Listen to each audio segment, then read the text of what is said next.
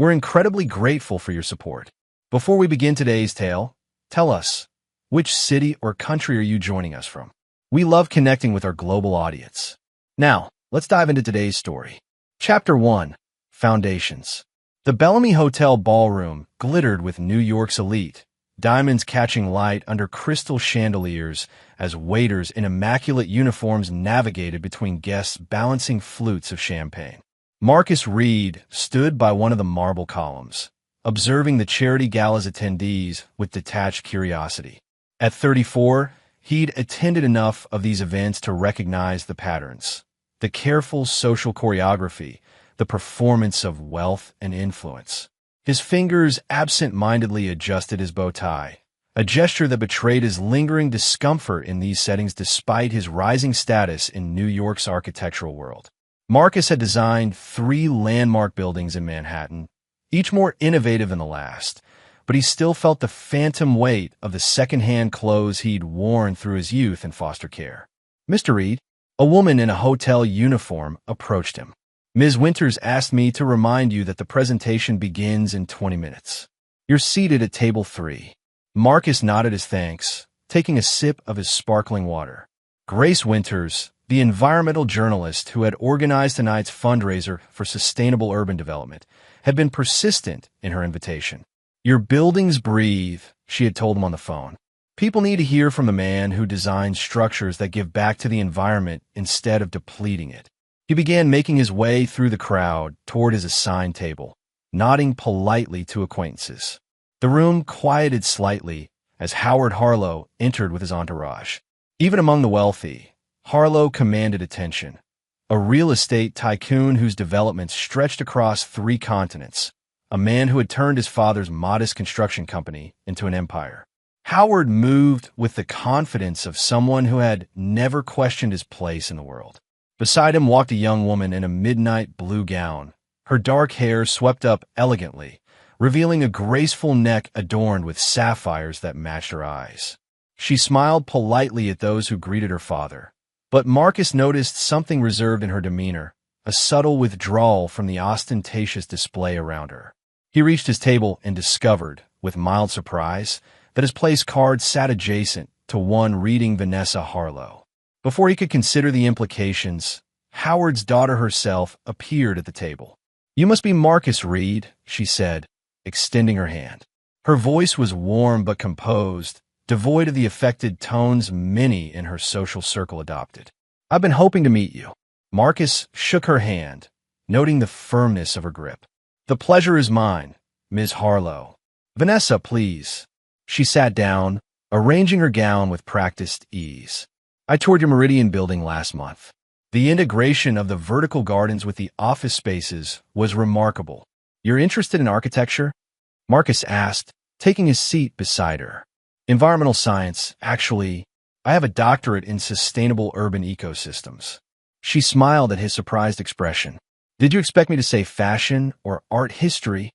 Marcus felt a flush of embarrassment at having made assumptions based on her appearance and family.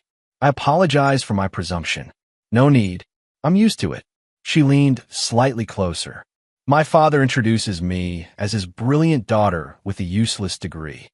He doesn't see the point of studying sustainability when he could simply hire consultants to greenwash his developments." The candor of her criticism toward her father caught Marcus off guard. "Yet you're here, supporting an environmental charity." "Small rebellions," Vanessa said with a slight shrug. "I convinced him that the tax write-off and networking opportunities justified the donation." Their conversation flowed with unexpected ease through dinner. Vanessa questioned him about his design philosophy with genuine interest, and Marcus found himself explaining concepts he rarely discussed outside his firm. His belief that buildings should function as living entities within their environments, contributing rather than consuming. "That's why I incorporated water reclamation systems into the Meridian," he explained. "The building captures and purifies rainwater, reducing municipal water usage by 60% while maintaining interior garden spaces that improve air quality and employee well-being. All while looking stunning," Vanessa added. "Form and function in perfect harmony." "You sound like an architect," Marcus said with a smile. "Perhaps in another life."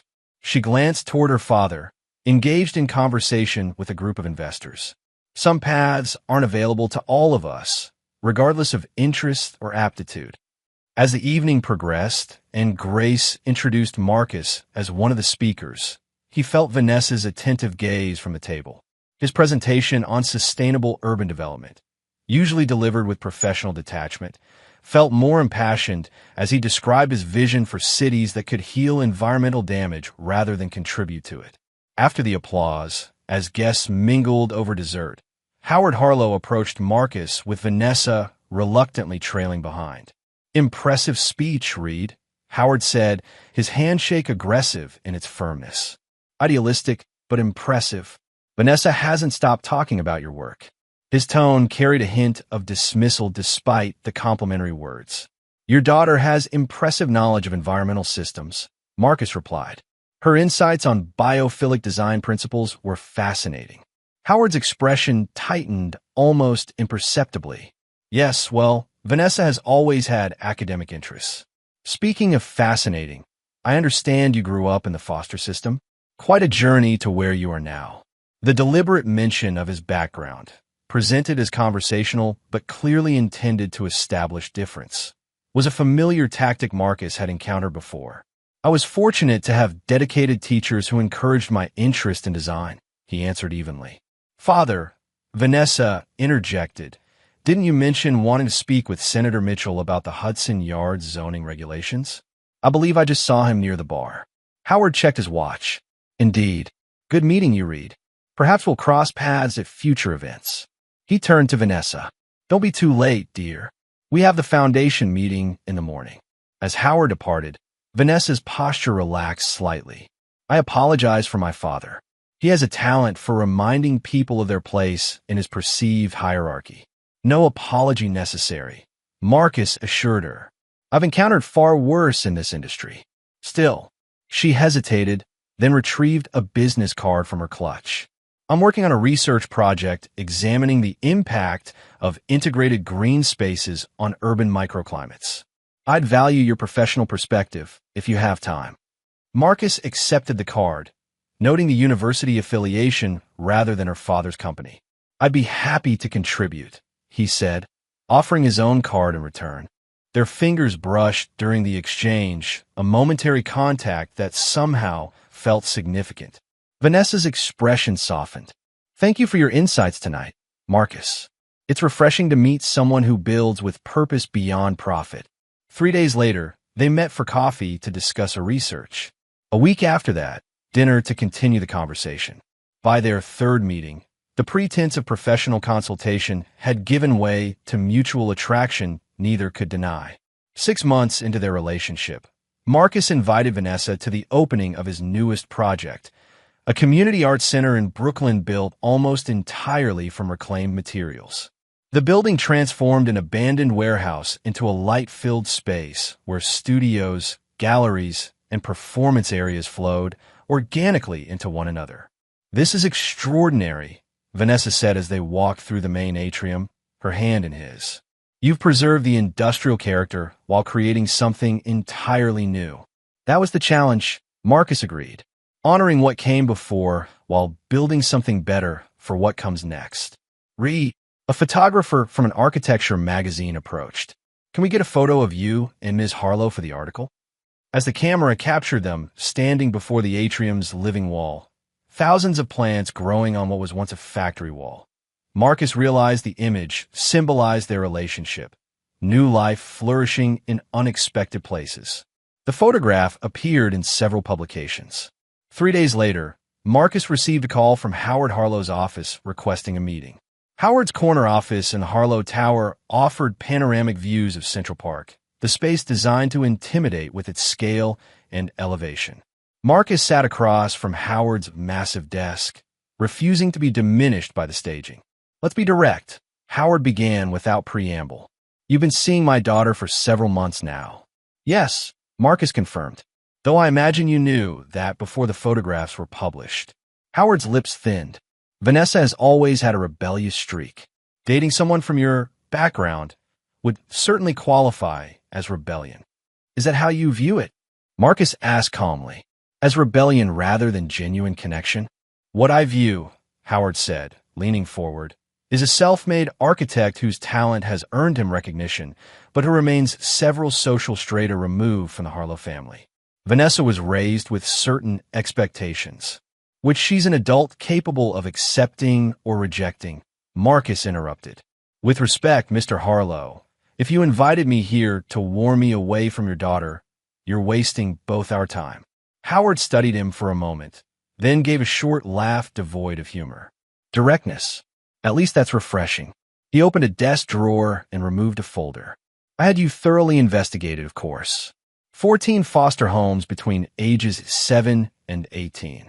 Scholarship to Cornell. Worked 3 jobs through college. Built your firm from nothing. Impressive. Marcus maintained neutral expression despite the invasion of privacy. Was there a question in there? What are your intentions toward my daughter? Howard asked, closing the folder. I love her, Marcus answered simply.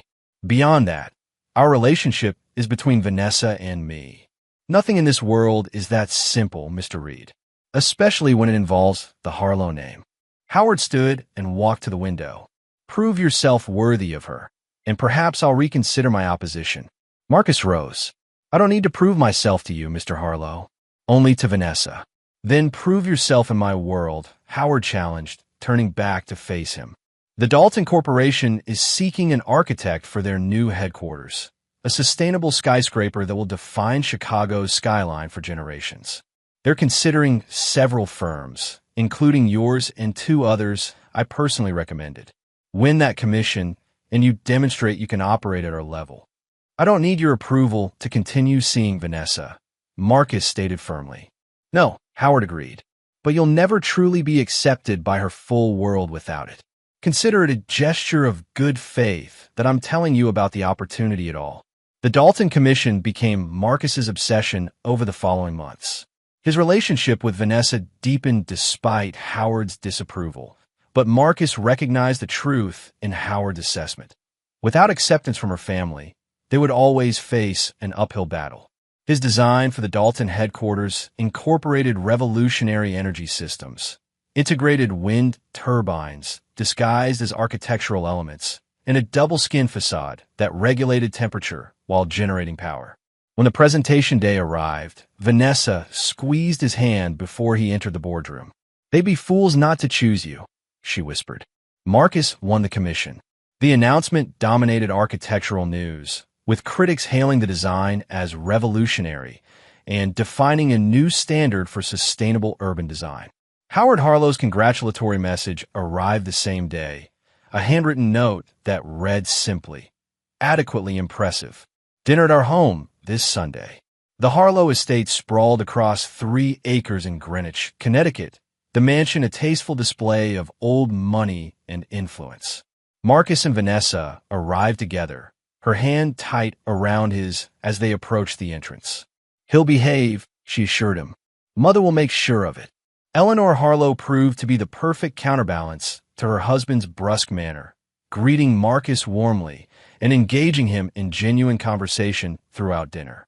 Howard maintained civil tones, though his occasional barbs about new money architects penetrated the polite veneer.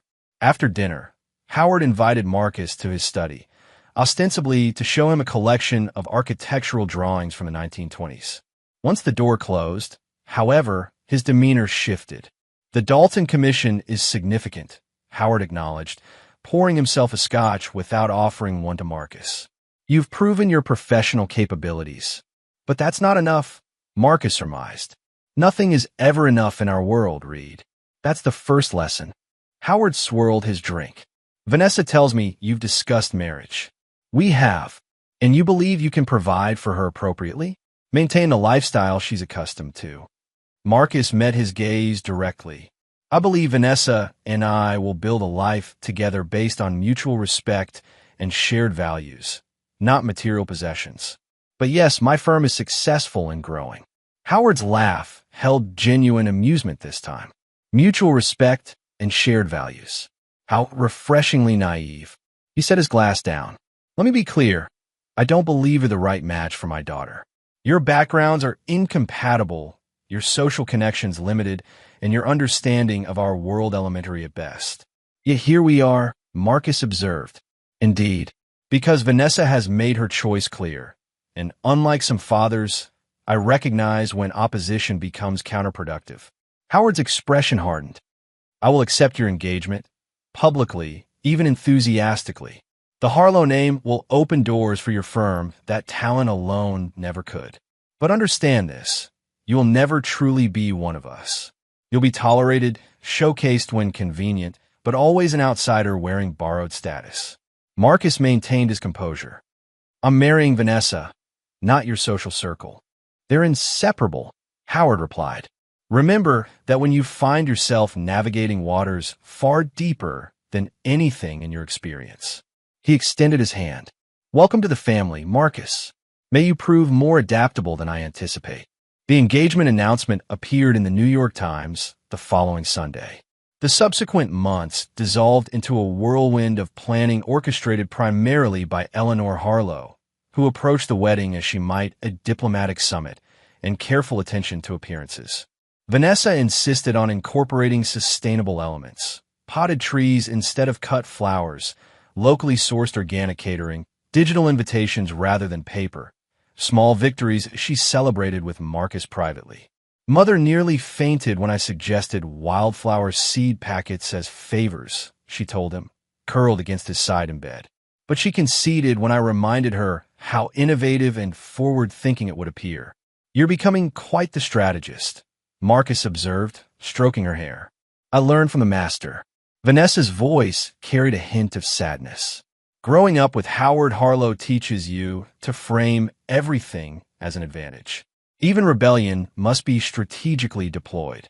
Their wedding day arrived in June, the ceremony held in the gardens of the Harlow estate. 400 guests witnessed their vows, though Marcus recognized barely a tenth of the attendees. His side held a small contingent.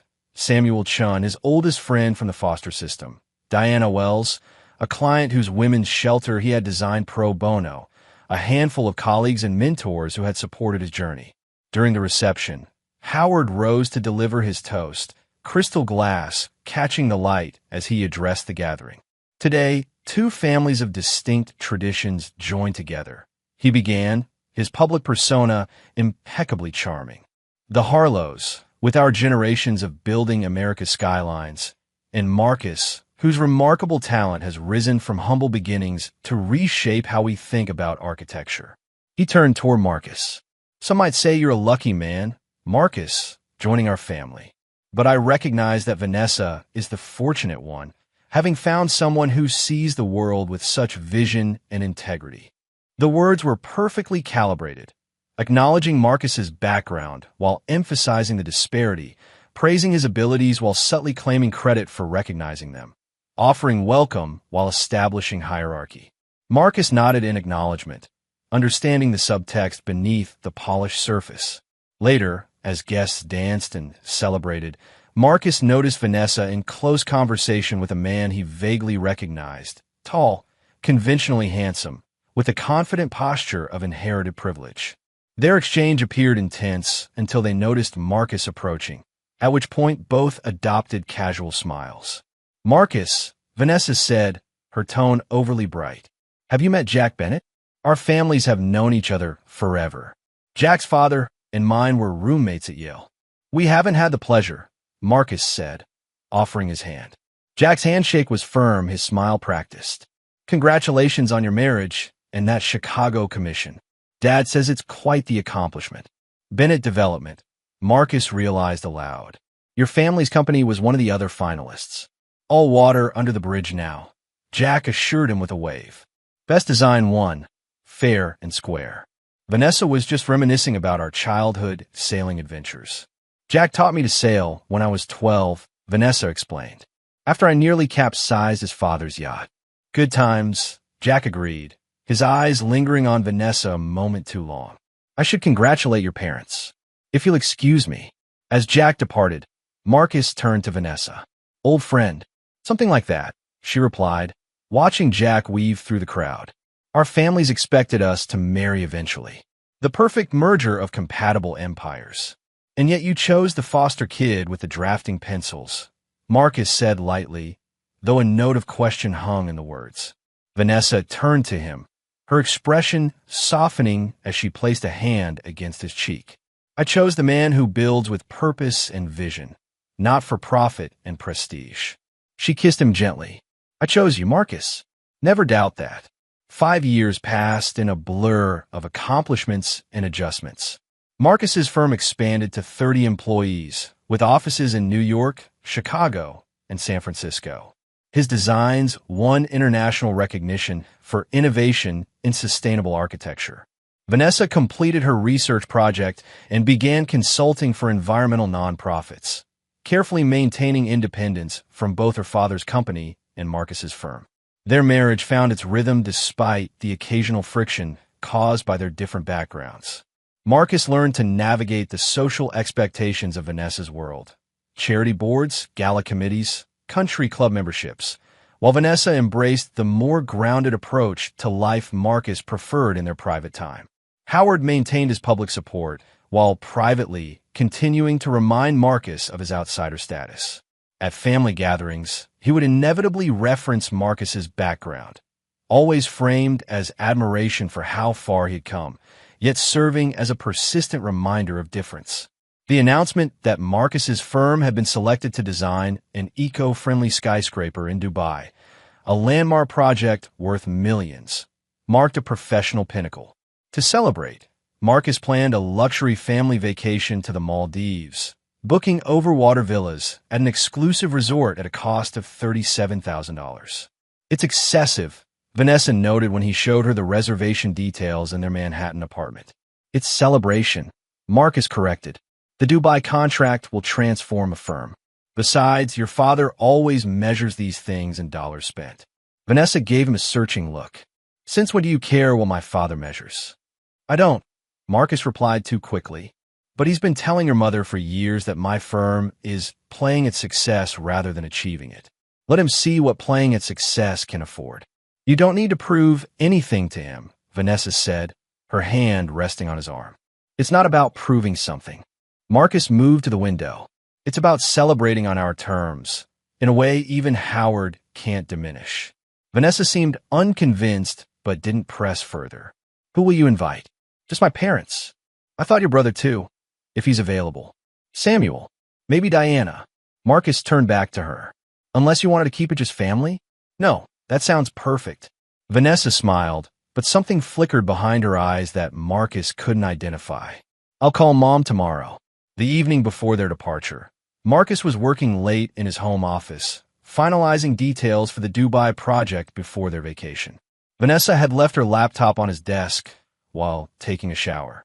When the screen lit up with an incoming message, Marcus glanced at it instinctively. The notification displayed briefly before the screen darkened again. JB, resort confirmed. Arriving Thursday. Howard arranged everything. Delete these messages. Marcus froze, the implications of those 2 sentences detonating in his mind. JB, Jack Bennett. Thursday, the day after their own arrival at the Maldives resort. Howard arranged everything. He glanced toward the bathroom door, hearing the shower still running.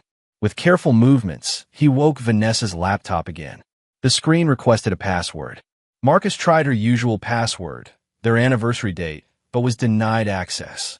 A cold weight settled in his stomach as he realized Vanessa used a different password for this device. The implications multiplied. Separate password. Encrypted messages. Secret arrangements with Jack and Howard. Marcus closed the laptop precisely as he had found it and returned to his desk, mind racing. He called Samuel. I need Diana's number, he said when his friend answered. Diana Wells? It's almost midnight, man. It's important, Sam. Please. Samuel provided the number without further questions, a testament to their decades of friendship. Marcus dialed immediately. Diana answered on the 4th ring, her voice alert despite the hour. Marcus? Is everything all right? I need your help, he said quietly, eyes on the bathroom door. Professionally. It's sensitive. The shelter expansion plans? Diana asked, confusion evident in her tone. No, your other expertise. Before becoming an advocate for domestic violence survivors, Diana had been a private investigator specializing in infidelity cases. I need surveillance. Discreet. Beginning tomorrow. A pause stretched between them. You're sure about this? Diana finally asked. I'm not sure of anything, Marcus admitted. That's why I need you. Text me the details, Diana said firmly. I'll handle it. As Marcus ended the call, the bathroom door opened. Vanessa emerged in her robe, hair wrapped in a towel. Work call? She asked, noticing his phone. Last-minute details for the Dubai presentation. He lied smoothly, watching her face for any sign of deception. Just making sure everything's handled while we're away. Vanessa smiled, retrieving her laptop from his desk. Always the thorough one. That's why they chose your design. She kissed his cheek. Coming to bed soon? In a few minutes, he promised. As she left the room, Marcus stared at the space where her laptop had been, the architect in him already recognizing the first hairline crack in what he had believed was a solid foundation. Chapter 2. Cracks in the facade. The seaplane descended toward the Maldivian atoll, turquoise water stretching to the horizon in all directions. Marcus watched the approaching resort through the window, its overwater villas extending from the island like the spokes of a wheel. Beside him, Vanessa dozed, her head resting against his shoulder. Across the aisle, Howard and Eleanor Harlow maintained polite conversation with Marcus's brother-in-law, Richard, though Howard's occasional glances at his watch betrayed his impatience. Almost there, Marcus said as Vanessa stirred. It's breathtaking. She blinked awake, orienting herself before peering out the window. It's like something from a dream, she agreed, though her enthusiasm seemed measured. The aircraft touched down on the water with a gentle splash, taxiing toward the resort's arrival pavilion. As they disembarked, resort staff greeted them with cold towels and welcome drinks, the general manager personally escorting them to their villas. Mr. and Mrs. Reed, you've been upgraded to our premium overwater residence, he informed them with practiced deference. Mr. Harlow, your beachfront compound is prepared as requested. Howard nodded, as if the preferential treatment were expected. The additional guest we discussed? All arranged. Yes, sir. Mr. Bennett's villa is adjacent to yours, as specified. He arrives tomorrow morning. Marcus felt Vanessa tense beside him. He maintained a neutral expression, the confirmation of his suspicions landing like a physical blow that he refused to show. Jack's joining us? He asked, his tone casual despite the acid churning in his stomach. Wonderful surprise, isn't it? Howard replied with manufactured enthusiasm. When I mentioned our trip, Jack happened to mention he'd been wanting to visit the Maldives. Perfect opportunity to include an old family friend. Perfect, Marcus echoed, meeting Howard's gaze directly, though a heads-up might have been considerate. Last-minute arrangement, Howard dismissed with a wave. Jack only confirmed yesterday. The lie hung between them, Howard's eyes challenging Marcus to dispute it. Instead, Marcus turned to the manager. We'd like to see our villa now, please. Their residence, a massive structure built over the crystal-clear lagoon, offered panoramic views through glass floor panels and retractable walls. A private infinity pool overlooked the ocean, with steps leading directly into the sea from their expansive deck. Will this be satisfactory? The manager asked, gesturing to the luxurious surroundings. It's beautiful, Vanessa said, moving to the edge of the deck to gaze at the water below. Perfect, Marcus confirmed. Thank you. Once alone, Marcus observed Vanessa's demeanor, the slight tension in her shoulders, the way she avoided extended eye contact. She moved about the villa with restless energy, unpacking items that could have easily waited. Surprised about Jack? He asked finally, breaking the silence between them. Vanessa hesitated briefly before continuing to arrange items in a drawer. Father always did prefer keeping Jack close. They share business interests. And you? Marcus pressed. Do you prefer keeping Jack close too? She turned to face him, her expression carefully composed. What exactly are you asking, Marcus? I'm asking if you knew he was coming. Marcus clarified, watching her closely. No, she answered without hesitation, though I'm not entirely surprised. Father has always treated Jack like the son he wished Richard had been. The potential truth of the statement gave Marcus pause. Richard Harlow, 5 years Vanessa's senior, had rejected the family business to become a literature professor, a choice Howard never forgave. "It doesn't bother you?" Marcus continued. "Your father inviting someone without consulting us? On what was supposed to be our celebration?" "Of course it bothers me," Vanessa replied, a flash of genuine irritation crossing her features. "But this is how Howard operates. He establishes control through these little power plays." She approached Marcus, placing her hands on his chest. "Don't let him ruin this for us. This is your moment. The Dubai contract, this beautiful place. We don't have to spend every minute with them." Her reasoning was sound, her touch familiar and comforting. Yet Marcus couldn't dismiss the notification he'd seen, the secretive communication between Vanessa and Jack. He covered her hands with his own. "You're right," he said, deciding to observe rather than confront. "Let's enjoy our first day before everyone arrives."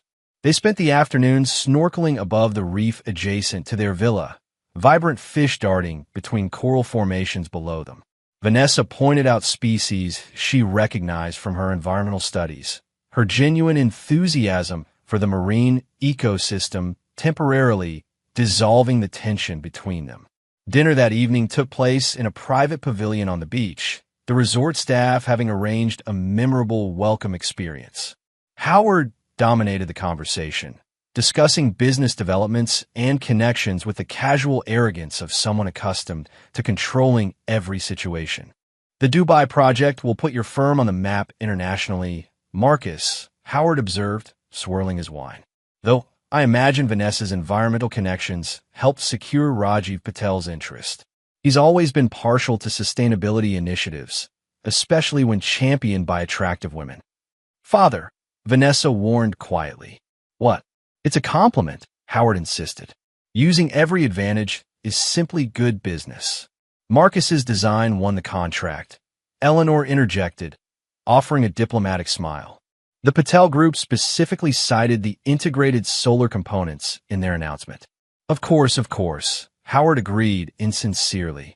"Marcus's talent is undisputable. I merely observe that connections open doors that talent alone cannot." "An interesting theory," Marcus replied evenly. "Though in my experience, genuine innovation speaks for itself, while connections without substance eventually reveal their emptiness." Howard's smile tightened fractionally. Philosophy from an architect. How charming. He turned to his son. "Richard, how goes the battle to make undergraduates appreciate literature they'd rather not read?"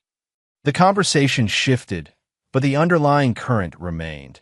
Howard subtly undermining Marcus's achievements, positioning them as derivative of Harlow influence rather than earned through merit.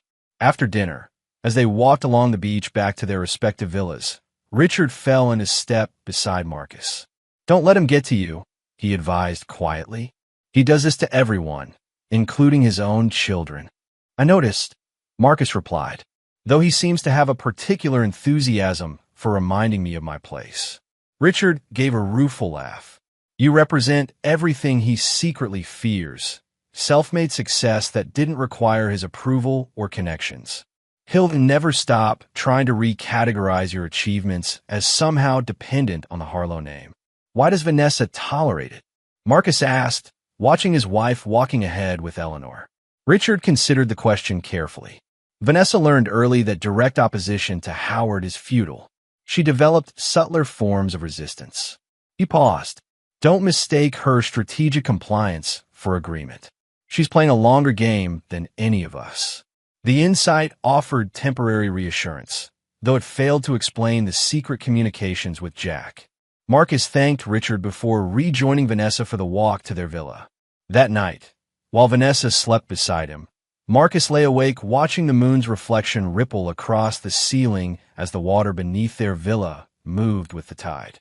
The gentle rhythm that should have been soothing instead marked the seconds passing toward Jack Bennett's arrival and whatever truth it would reveal. Morning brought perfect weather and Jack Bennett, arriving via seaplane just before breakfast. Marcus watched from their deck as Jack was escorted to his villa near the Harlow's compound, noting the confident stride, the easy charm as he greeted staff, the the designer luggage that matched his carefully cultivated image of success. "Jack's here," Marcus mentioned casually when Vanessa emerged from the bathroom in her swimsuit. She paused almost imperceptibly before reaching for her cover-up. "I suppose Father will want us all to have breakfast together then." "Probably," Marcus agreed, observing her closely. "You look beautiful this morning." "Thank you." She kissed him briefly before moving toward the door. "Shall we head over? Better to control the timing than have Father send someone to fetch us." The breakfast pavilion overlooked the lagoon, the table already occupied by the Harlow family when Marcus and Vanessa arrived. Jack stood as they approached, his smile broadening at the sight of Vanessa. "There she is," he exclaimed with exaggerated warmth. "Still the most beautiful Harlow by far." "It's Reed now," Marcus corrected pleasantly, extending his hand. "Good to see you again, Jack. Quite the coincidence, you joining our family celebration." Jack's handshake was firm, his smile never wavering. "Howard insisted once he heard I was considering a Maldives trip myself. Said it would be ridiculous for us to be here separately." He turned to Vanessa, embracing her briefly. "You look spectacular, as always. Marriage clearly agrees with you." "As does success with you," Vanessa replied, stepping back to Marcus's side. "Father mentioned Bennett Development secured the Singapore waterfront project." "We did indeed," Jack confirmed proudly. "Breaking ground next month." Perhaps Marcus could offer some sustainable design tips for the public spaces. The suggestion, positioning Marcus as consultant rather than peer, was subtle but deliberate. Howard nodded approvingly from his seat. "I'm sure Marcus would be happy to share insights," Howard said. "After all, we're practically family now." "I appreciate the thought," Marcus replied smoothly, "but my firm is focused exclusively on our current projects, including the Dubai Tower. Consulting would present conflict of interest concerns." Jack's expression flickered with what might have been irritation before recalibrating to affable understanding. Of course. Just a thought." Throughout breakfast, Marcus noted the familiar dynamics between Jack and the Harlows, the shared references to past events, the insider jokes, the comfortable rapport of people who had grown up in the same privileged circles. Howard treated Jack with a paternal pride notably absent in his interactions with Marcus, making comments about watching this boy grow into a formidable businessman and always knowing Jack would make his mark. More tellingly, Marcus observed the subtle exchanges between Jack and Vanessa. Glances held a moment too long, the careful maintenance of physical distance that seemed deliberately calculated, the way their conversation flowed with the ease of extensive private history. "I've arranged a diving excursion for this afternoon," Howard announced as breakfast concluded. "The resort has access to a remarkable reef system just 20 minutes by boat." "Sounds wonderful," Eleanor agreed. "Who's joining?" "I assumed everyone," Howard replied, looking around the table. "Unless someone is afraid of sharks?" His gaze lingered on Marcus. "I've been diving since college," Marcus answered the unspoken challenge. "The sharks don't concern me nearly as much as what swims in shallower waters." The double meaning hung between them briefly before Howard laughed. "Excellent. We leave at 1 o'clock. The diving excursion provided Marcus with ample opportunity to observe the interactions between Jack and Vanessa. On the boat ride to the reef, they sat apart, Vanessa beside Marcus, Jack engaged in conversation with Richard. But once in the water, their behavior shifted subtly. Despite diving as a group, Marcus noticed Jack frequently positioning himself near Vanessa, directing her attention to specific coral formations or marine life with a familiarity that suggested intimacy. When they surfaced briefly between dives, Jack helped Vanessa adjust her equipment with unnecessary touches to her shoulders and back. Most revealing was their underwater communication, using hand signals that went beyond standard diving gestures, an apparent private language developed through shared experience. At one point, Jack made a motion that caused Vanessa to laugh, bubbles streaming from her regulator. By the time they returned to the resort, Marcus's suspicions had crystallized into near certainty. The familiarity between Jack and Vanessa transcended old friendship, carrying the unmistakable current of romantic connection, past or present. As the group dispersed to prepare for dinner, Marcus checked his phone and found a message from Diana. Initial report ready. Secure link in your email. Call when private. In their villa, while Vanessa showered, Marcus retreated to the deck with his phone and called Diana. "Tell me," he said without preamble when she answered. "You were right to be suspicious," Diana replied, her voice professionally detached. "I've been monitoring electronic communications between the parties you identified.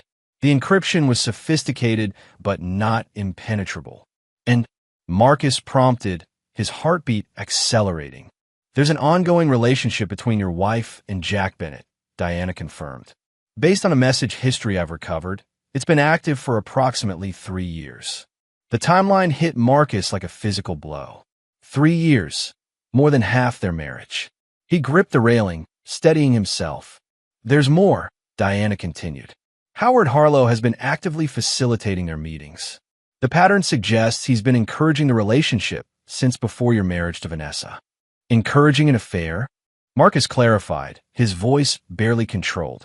"The communications indicate that Howard views Jack as a more suitable partner for his daughter," Diana explained. "He appears to have been maintaining you as the public son-in-law while grooming Jack as the eventual replacement." "Replacement," Marcus repeated, the word bitter on his tongue. "Marcus," Diana hesitated. "The messages also reveal that Howard and Jack have been systematically accessing your design concepts through Vanessa.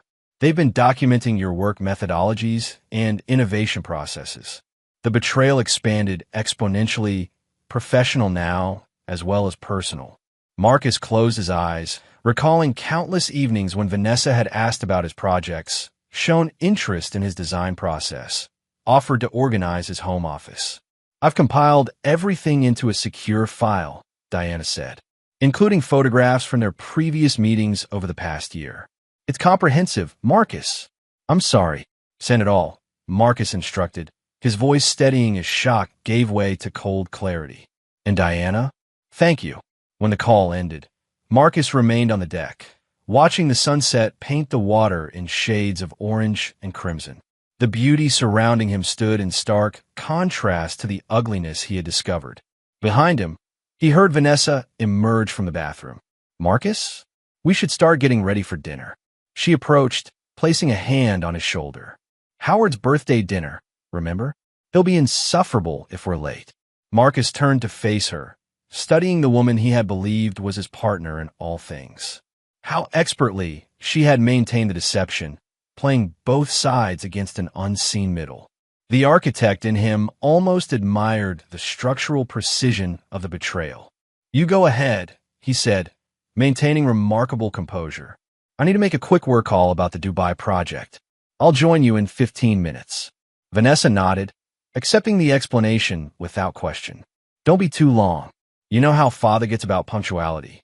"I wouldn't dream of disappointing Howard," Marcus replied. "Especially not tonight." As Vanessa dressed, Marcus reviewed the files Diana had sent, each image and message confirming what he now understood was an elaborate deception orchestrated by Howard from the beginning. A plan designed to extract Marcus's intellectual property while maintaining the public fiction of the perfect Harlow daughter who had married a self-made success story. By the time they left for dinner, Marcus had downloaded everything to his phone and formulated his response. The evidence Diana had compiled included not only proof of the affair, but also documentation of how Jack's company had been systematically patenting modified versions of Marcus's designs. The private dining room overlooked the ocean, its glass walls revealing the moonlit water surrounding them. Howard sat at the head of the table, holding court as birthday celebrant and self-appointed patriarch. Jack occupied the place beside Vanessa, their seating apparently predetermined by Howard's arrangements. Throughout the meal, Marcus observed the subtle interplay between the conspirators. Howard's satisfied glances at Jack and Vanessa seated together. Jack's proprietary attitude toward Vanessa manifested in casual touches and intimate asides. Vanessa's practiced performance as devoted wife while maintaining secret communication with her lover. When the dessert course arrived, Howard raised his glass for a toast, his expression smug with self-satisfaction. "I'd like to thank everyone for joining me in paradise to celebrate another year of success," he began. Particularly Marcus, whose recent achievements have brought additional prestige to our extended family circle. He fixed Marcus with a pointed stare, though we must acknowledge that much of that success came after joining our family. You've always been a failure until we carried you, haven't you, Marcus? The foster boy made good through Harlow connections.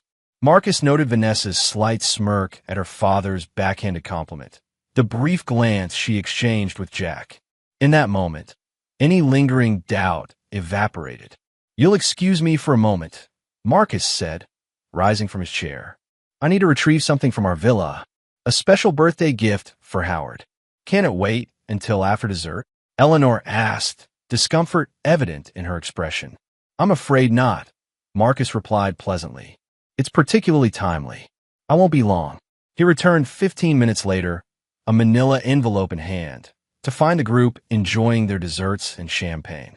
Howard's expression upon seeing him carried a hint of irritation at the interruption of his celebration. "Ah, Marcus returns with the mysterious gift," Howard announced. "This must be quite something to warrant abandoning my birthday toast." "It certainly is," Marcus agreed, remaining standing. "In fact, I'd like to offer a toast of my own, if you'll indulge me."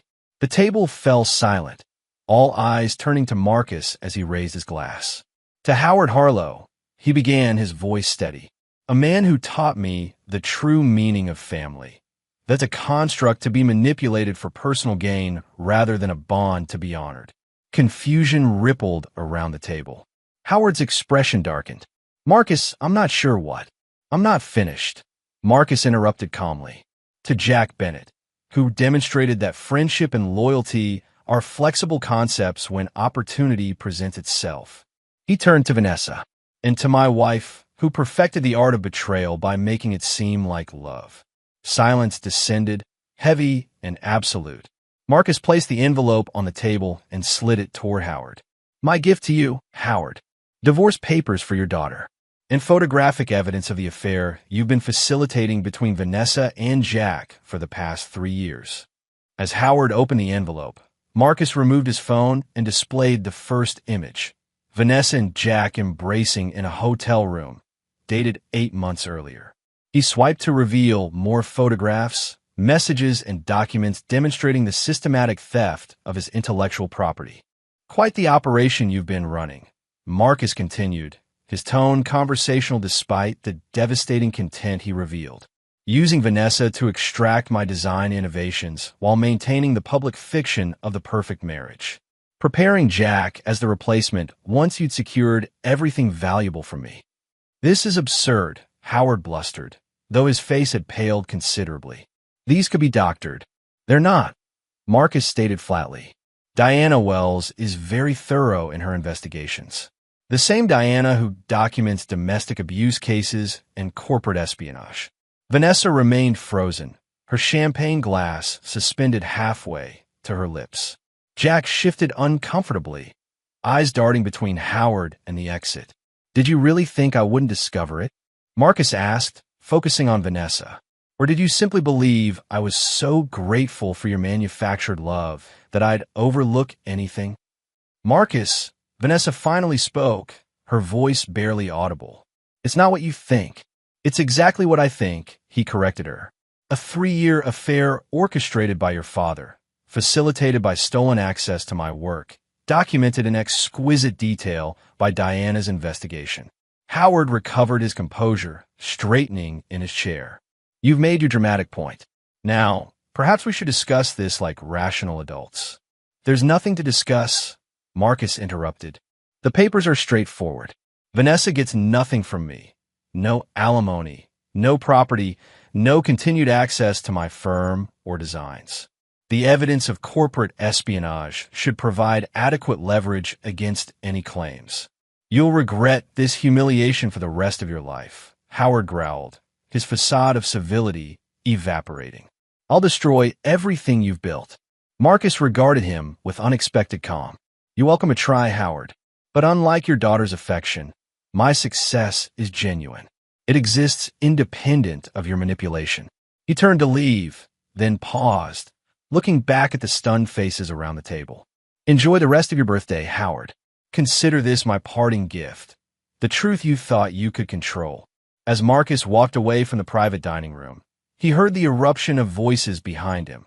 Howard's angry demands, Eleanor's attempts at mediation, Richard's stunned questions, Jack's defensive protestations, and Vanessa's sobs.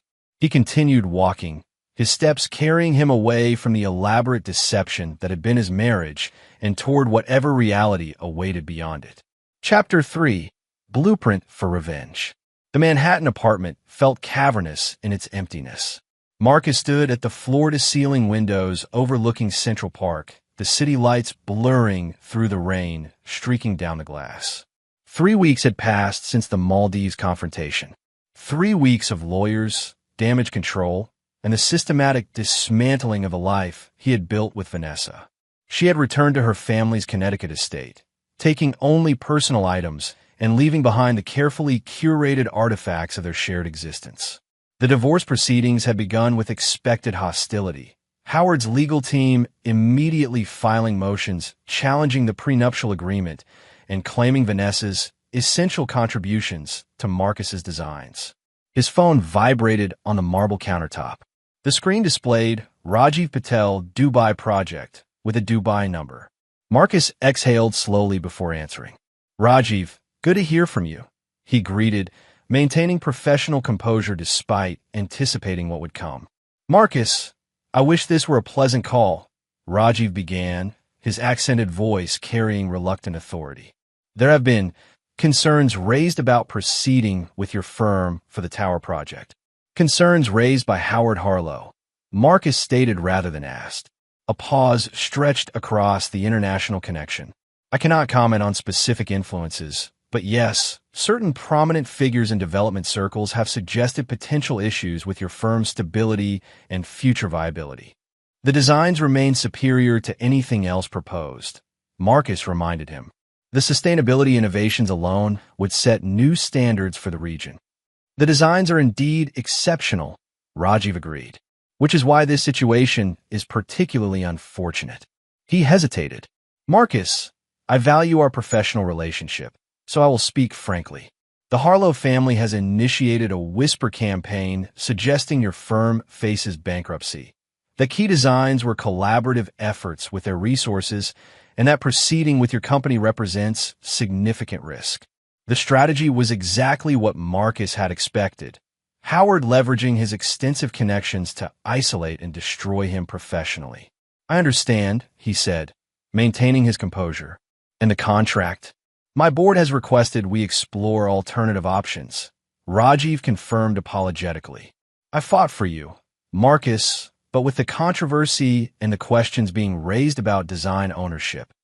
"I appreciate your candor, Rajiv," Marcus replied, refusing to display the anger churning beneath his professional veneer. "I hope whoever completes the project maintains the environmental innovations that made the design worthwhile in the first place." After ending the call, Marcus placed his phone face down on the counter and closed his eyes. The Dubai contract had represented not only professional prestige, but also significant financial stability for his firm's expansion. Its loss would inevitably trigger a cascade of consequences. His intercom buzzed, interrupting his thoughts. The doorman announced Samuel Chen's arrival. Minutes later, Samuel entered the apartment, removing his rain-soaked coat. "You look like hell," Samuel observed bluntly, assessing Marcus with the frank concern of a friend who had known him since childhood. "The Dubai contract is gone," Marcus replied, moving to pour them both scotch. Harlow's influence working as expected. Samuel accepted the glass, studying Marcus over the rim. "The Bennett firm? Undoubtedly next in line," Marcus confirmed. "Howard will ensure Jack benefits directly from my loss." Samuel had been Marcus's oldest friend since they were placed in the same foster home at age 10. While Marcus had channeled his intelligence into architecture, Samuel had become a renowned cybersecurity expert, parlaying his natural talent with computers into a successful consulting firm that protected corporate clients from exactly the kind of espionage Marcus had experienced. "I've been analyzing what Diana found," Samuel said, setting his glass down and removing a tablet from his bag. "The pattern goes deeper than you initially realized." He activated the screen, displaying a complex timeline of events dating back to before Marcus's marriage. Howard and Jack didn't just opportunistically steal your designs, Samuel explained. They identified you as a target before Vanessa ever approached you at that charity gala. Marcus stared at the evidence, a cold realization settling in his stomach. The meeting wasn't coincidental.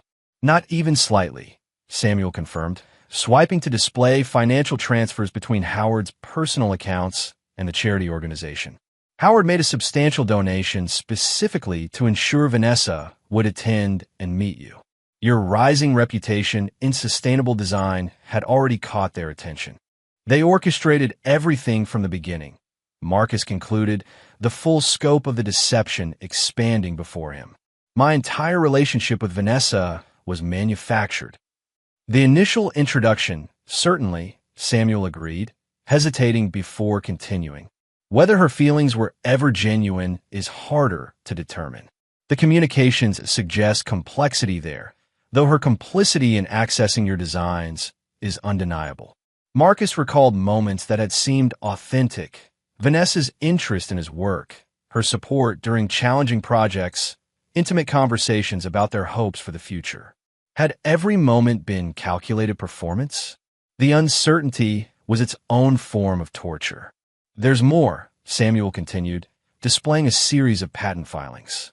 Jack's company has been systematically patenting modified versions of your conceptual designs. They've been careful to change just enough elements to create legal distance, but the core innovations are unmistakably yours. Marcus recognized his work immediately. The vertical garden integration systems, water reclamation processes, passive heating and cooling mechanisms, all subtly altered but fundamentally derived from concepts he had developed and refined over years. How much have they taken? He asked, voice tight with controlled fury.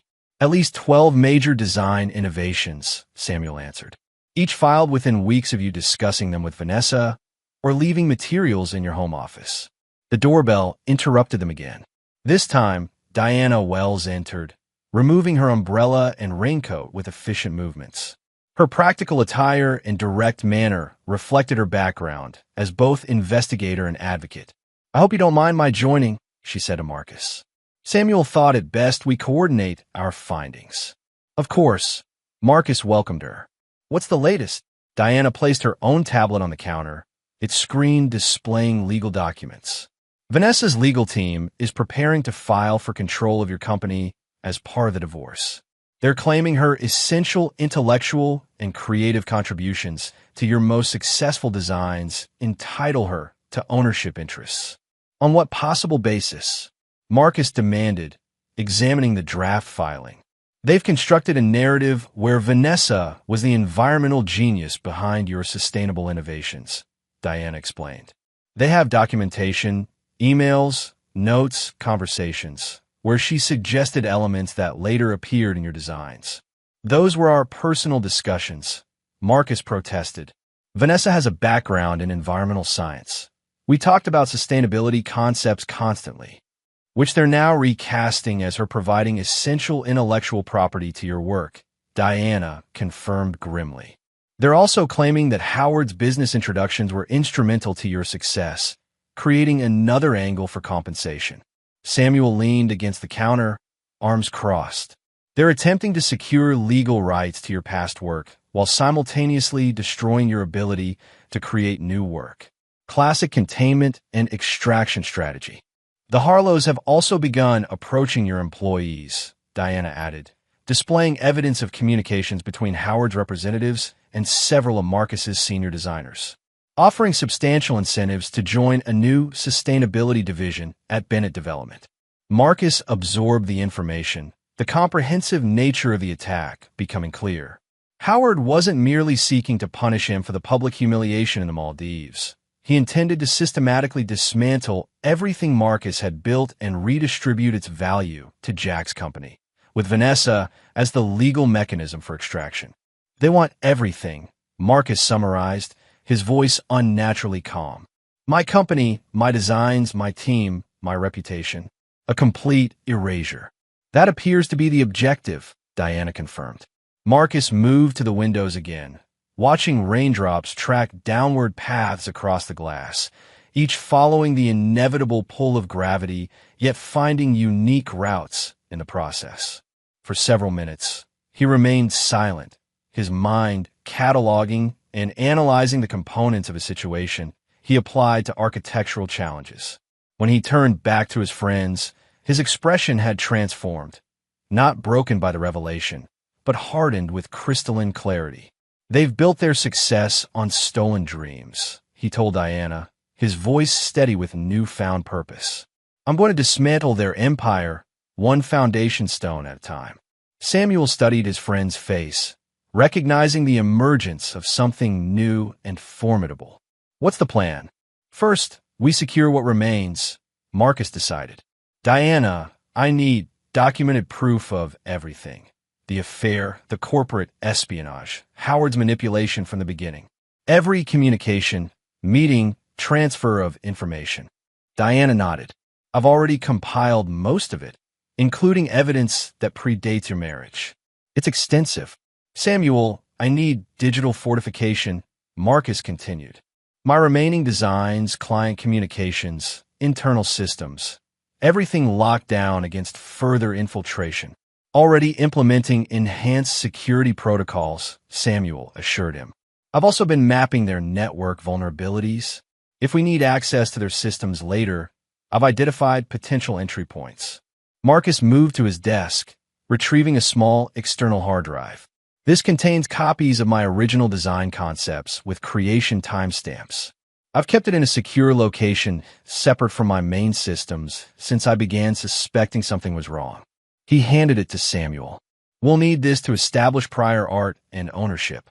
"Smart," Samuel approved, pocketing the device. "What about your team?" "I need to identify who I can still trust," Marcus decided. "We'll arrange confidential meetings with key personnel, away from the office, secure locations only." Diana consulted her tablet. "Based on surveillance, I can already identify at least 4 senior designers who have rebuffed Howard's representatives. Angela Chun, Malik Washington, Priya Gupta, and Thomas Okafor have all declined meetings or walked out when approached." "Start with them," Marcus instructed. "Arrange private meetings for tomorrow. We'll establish a core team we can trust while developing containment strategies for those who might be compromised." "What's the endgame?" Samuel asked, studying his friend's face. "Financial settlement? Public vindication? Professional restoration?" Marcus considered the question, his expression hardening further. "Howard and Jack haven't just attacked my business. They've attempted to steal my life's work while using Vanessa to manipulate my personal life for years. They believe their connections and resources make them invulnerable." He paused, his determination crystallizing. "I'm going to show them that architecture has taught me more than just how to build. It's taught me how to identify structural weaknesses and precisely where to apply pressure to bring an entire faulty construction down." "You're talking about systematic dismantling of both companies," Diana observed, her tone neither approving nor disapproving, merely clarifying. "Not just their companies," Marcus corrected. "Their entire carefully constructed reality. The Harlow and Bennett empires rest on public perception of integrity, innovation, and family legacy. I'm going to expose the theft, manipulation, and corruption that actually formed their foundation." Samuel and Diana exchanged glances, recognizing the transformation occurring before them. The architect who had always created was now preparing to strategically destroy. "Whatever you need," Samuel committed. "I'm in." "As am I," Diana affirmed. "They've used privileged positions to take what wasn't theirs. Accountability is long overdue." Marcus moved to a drafting table in the corner of the living room, rolling out a blank sheet of paper. He began sketching, not a building this time, but a structural diagram of interconnected entities representing the Harlow and Bennett interests. He marked points of connection, dependency relationships, and potential vulnerabilities with the same exacting attention he would apply to a complex building foundation. "They believe I'm broken," Marcus said as he worked, his hands steady and precise. "That I'll retreat into bitterness and professional obscurity. that I lack the resources or connections to challenge their combined influence. A significant miscalculation, Samuel noted, watching the diagram take shape. Their fundamental error, Marcus continued, is assuming that my success derived from their approval rather than my own abilities. They've never truly understood that what I built, I can build again, perhaps more effectively with the knowledge experience provides. The diagram expanded, revealing a comprehensive visualization of corporate structures, personal relationships, financial dependencies, and public reputation elements that constituted the Harlow-Bennett alliance. Marcus marked critical nodes with precise annotations, points where strategic pressure would cascade through the system. Where do we begin? Diana asked, studying the emerging blueprint. Marcus indicated a section of the diagram representing public perception. We start by appearing defeated. They need to believe their strategy is working exactly as planned. He marked another node. Meanwhile, we document everything, secure our core assets and personnel, and prepare for strategic intervention when they least expect it. The appearance of surrender as tactical advantage, Samuel observed with approval. Classic misdirection. Precisely, Marcus confirmed. Howard and Jack believe this is a simple demolition. They don't realize it's actually going to be a controlled implosion, with them standing at the center when the supports give way. Outside, the rain continued falling on Manhattan, washing away the day's accumulated grime from streets and buildings alike. Inside the apartment, three figures gathered around a drafting table, illuminated by focused light, as Marcus Reed, the architect who had created award-winning structures, began designing something entirely different, the systematic deconstruction of those who had attempted to destroy him. They've spent years taking what I created, Marcus said, completing the initial diagram with precise, deliberate strokes. Now, they'll learn what happens when an architect applies his skills not to creation, but to carefully calculated destruction. Diana and Samuel watched as Marcus transformed before them, not broken by betrayal, but forged by it, his natural and analytical abilities now directed toward a project of elaborate retribution. The boyish optimism that had somehow survived years in foster care and professional challenges had been replaced by something harder and more formidable. A calculated determination that would not be deterred by sentiment or conventional limitations. They wanted my designs, Marcus said, stepping back to evaluate the completed diagram. Instead, they'll experience my most innovative work firsthand. The systematic dismantling of everything they believed was secure. The blueprint for revenge was drafted.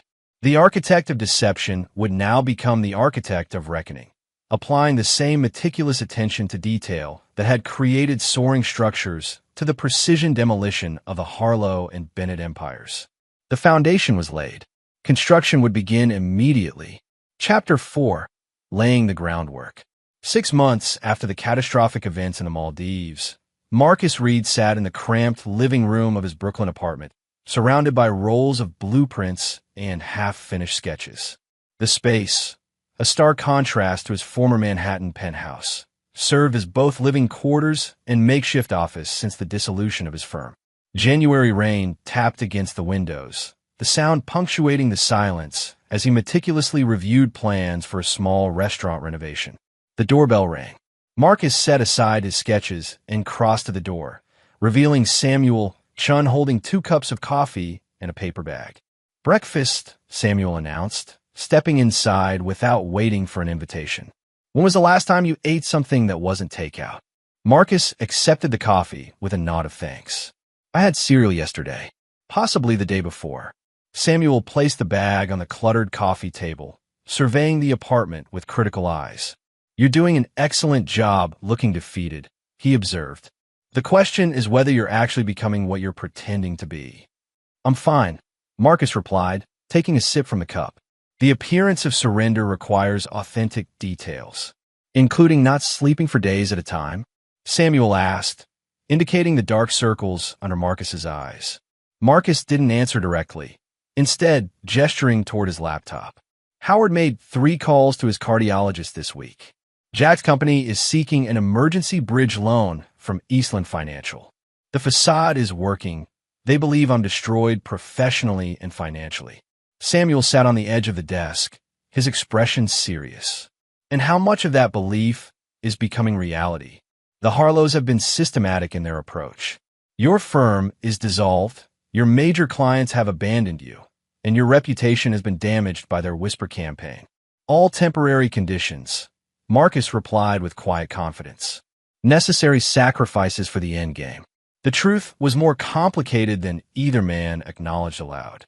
The past 6 months had extracted a genuine toll. In the aftermath of the Maldives confrontation, Howard had deployed his resources with ruthless efficiency. Legal challenges to Marcus's patents, rumors about financial improprieties at his firm, suggestions to potential clients that Marcus's designs contained structural flaws. The cumulative effect had made Marcus's professional position untenable, forcing him to dissolve his firm and release most of his employees. Samuel pulled out his own laptop. Speaking of the endgame, I've completed mapping their network vulnerabilities. Howard's personal medical records are heavily protected at his doctor's office, but remarkably accessible through his home network. The man uses his birthday as his password. Marcus's expression remained neutral, but his eyes sharpened with interest. What did you find? Howard has been diagnosed with advanced coronary artery disease, Samuel revealed, turning the laptop to show medical reports. 3 blocked arteries requiring immediate surgical intervention. He's postponed the procedure twice, citing business priorities. Hiding the diagnosis from investors, Marcus surmised. Harlow Enterprises' stock value is intimately linked to Howard's perceived invulnerability. He's been the face and voice of the company for 30 years. Precisely, Samuel confirmed. And that's not the only vulnerability. Jack's company has leveraged itself dangerously on 3 major projects, including your Dubai Tower. They've committed to timelines and cost projections based on your original designs, but their modifications have created significant engineering challenges they didn't anticipate. Marcus absorbed this information that had once made him a formidable architect. Each weakness represented a potential point of structural failure in the empire he intended to dismantle. What about the other element? He asked. Samuel nodded, understanding the reference. I made contact as you suggested. Rachel Kirby is interested in meeting you. She was skeptical of your motives. As she should be, Marcus acknowledged. Arrange a meeting, neutral location, no obvious connections to either of us. Rachel Kirby had been a rising star in architectural circles until her innovative designs for the Chicago Municipal Complex were rejected by the selection committee, a committee that included Howard Harlow and Jack Bennett's father, who had raised concerns about untested approaches from the young female architect. The project had subsequently been awarded to a more established male colleague who implemented a significantly more conservative design. 2 days later, Marcus sat in a quiet corner of an independent bookstore cafe in Greenwich Village, nursing a cup of tea as he waited. He'd purposely arrived early to observe Rachel's approach. When she entered precisely at the scheduled time, her purposeful stride and assessing gaze matched the research he'd conducted on her career. Rachel spotted him immediately, but took her time approaching, stopping to browse architecture books with genuine interest before finally acknowledging his presence. Her handshake was firm, her expression guarded. Mr. Reed, she said, taking the seat across from him. Your assistant was vague about the purpose of this meeting. Samuel isn't my assistant, Marcus corrected gently. He's my oldest friend and currently my only trusted colleague. Rachel raised an eyebrow. Semantics don't answer my question. Direct, Marcus noted with approval. I've studied your work, Ms. Kirby. Your proposal for the Chicago Municipal Complex was revolutionary in its approach to community integration and sustainable materials usage. Ancient history, Rachel replied, though her posture tensed slightly. The selection committee found it too experimental for public funds. The selection committee, including Howard Harlow and Gerald Bennett, found it threatening, Marcus countered, particularly coming from a woman under 40 whose success would challenge their architectural orthodoxy. Rachel studied him silently before responding. You've had your own experiences with the Harlow influence recently. I have, and this meeting is what? Shared commiseration over professional sabotage. Marcus leaned forward slightly. This meeting is an opportunity to create something neither of us could achieve alone. A design approach that would render their conventional thinking obsolete while addressing actual human needs rather than shareholder expectations. He removed a slim portfolio from his messenger bag, sliding it across the table. Rachel opened it cautiously, her professional interest visibly overcoming her skepticism as she examined the preliminary sketches inside. Affordable, sustainable housing modules, she identified, turning pages with increasing interest. Adaptable to various urban environments, modular construction approach, integrated greenhouse components. She looked up sharply. These are preliminary concepts, not developed designs. Intentionally, Marcus confirmed. I have the sustainable integration systems and structural approach. What's missing is the community-centered design philosophy that distinguished your Chicago proposal. The elements that transform buildings from mere structures into functional ecosystems that serve residents' actual needs. Rachel closed the portfolio, her expression thoughtful. Why me? There are other architects with sustainable design experience.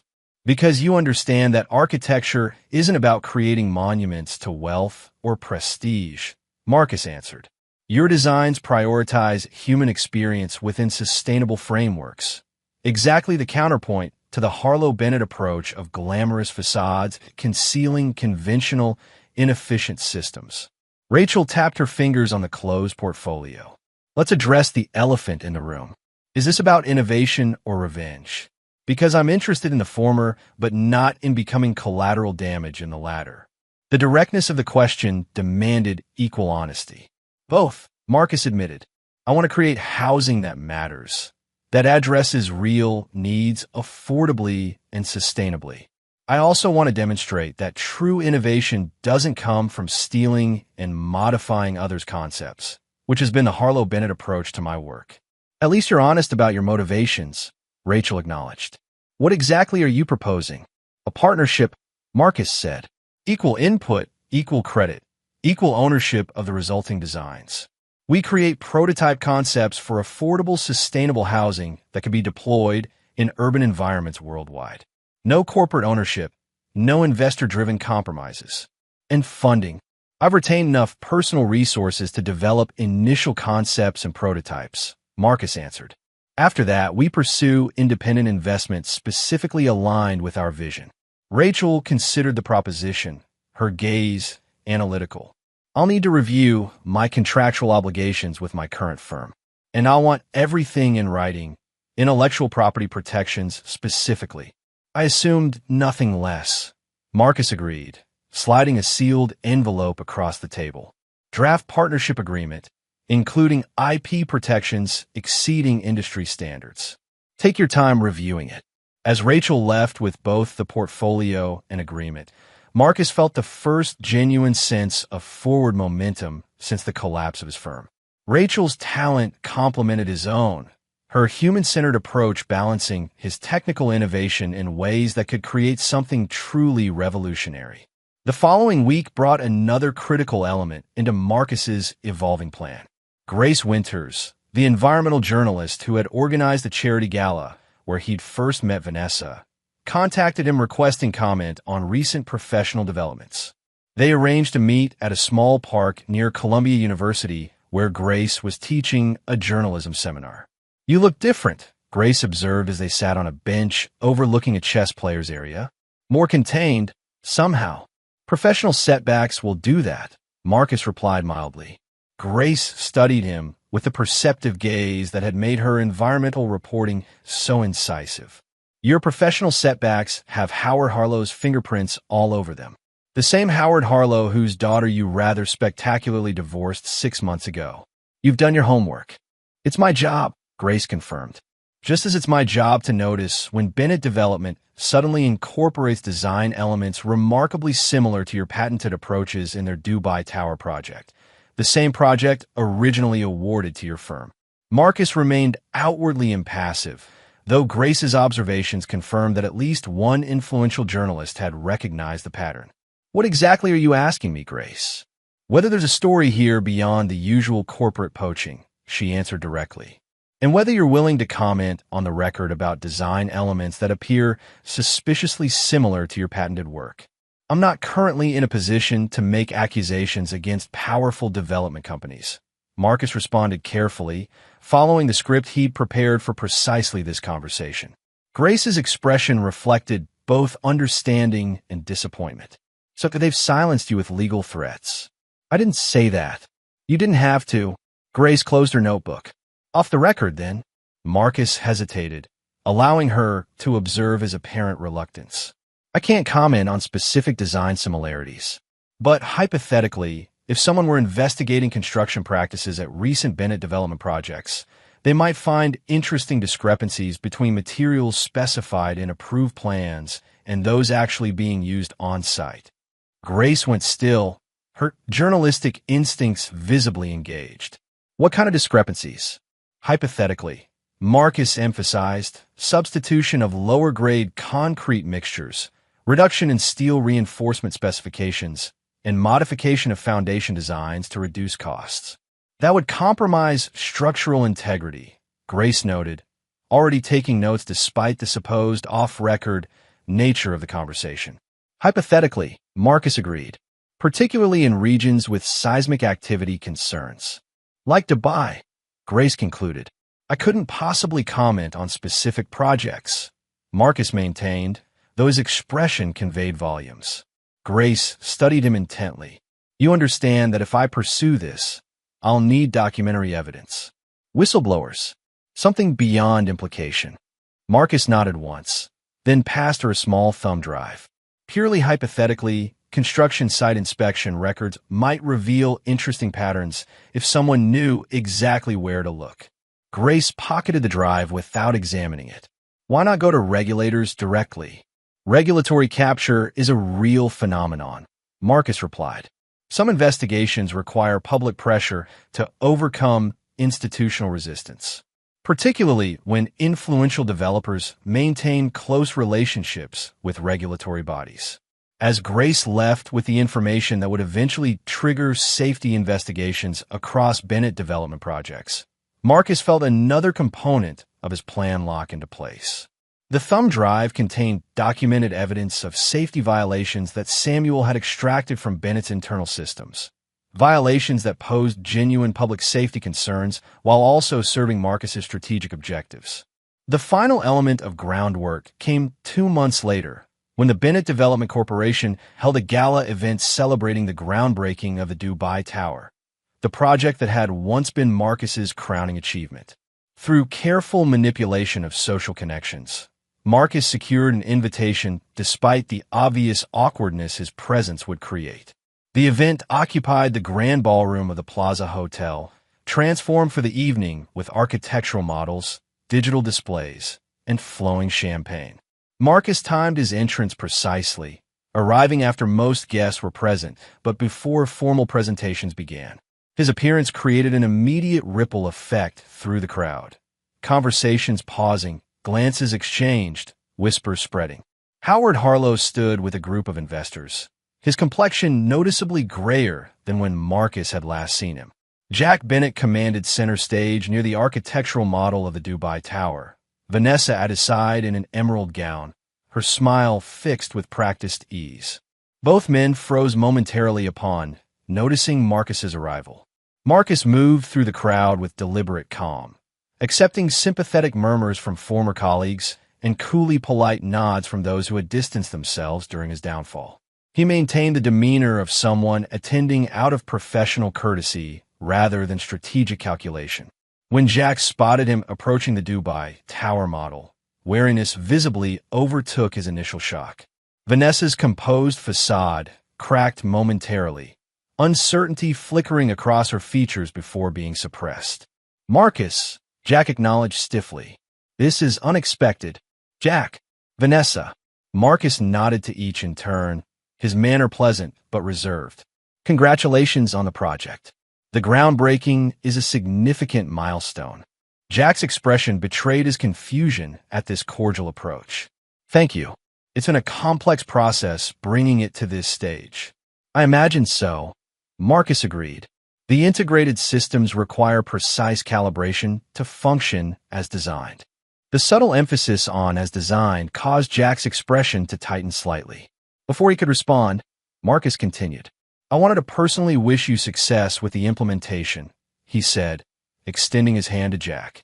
Architecture should ultimately serve people, regardless of which firm executes the vision. Jack hesitantly shook the offered hand, visibly thrown by Marcus's apparent graciousness. Nearby guests observed the exchange with undisguised interest, many clearly having anticipated a more dramatic confrontation. Marcus turned to Vanessa, whose composure had recovered though her eyes remained wary. You look well, he offered neutrally. As do you, she replied, her gaze searching his face for hidden meaning. We didn't expect to see you here. Professional courtesy, Marcus explained simply. The industry is too small to maintain petty grievances.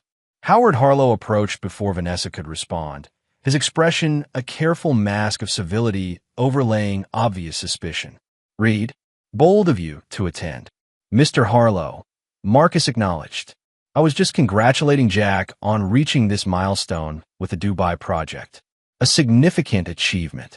Howard's eyes narrowed slightly. Indeed, though I'm surprised you'd want to witness the success of the project you lost. Architecture is ultimately about creation, not ownership, Marcus replied smoothly.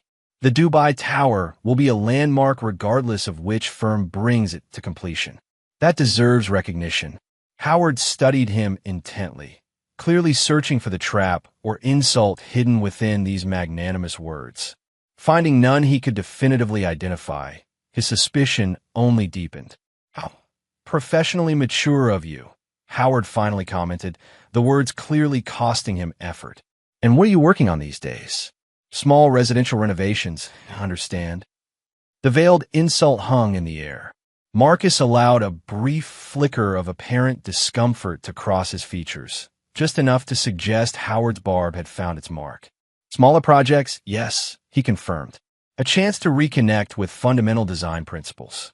He gestured toward the Dubai model.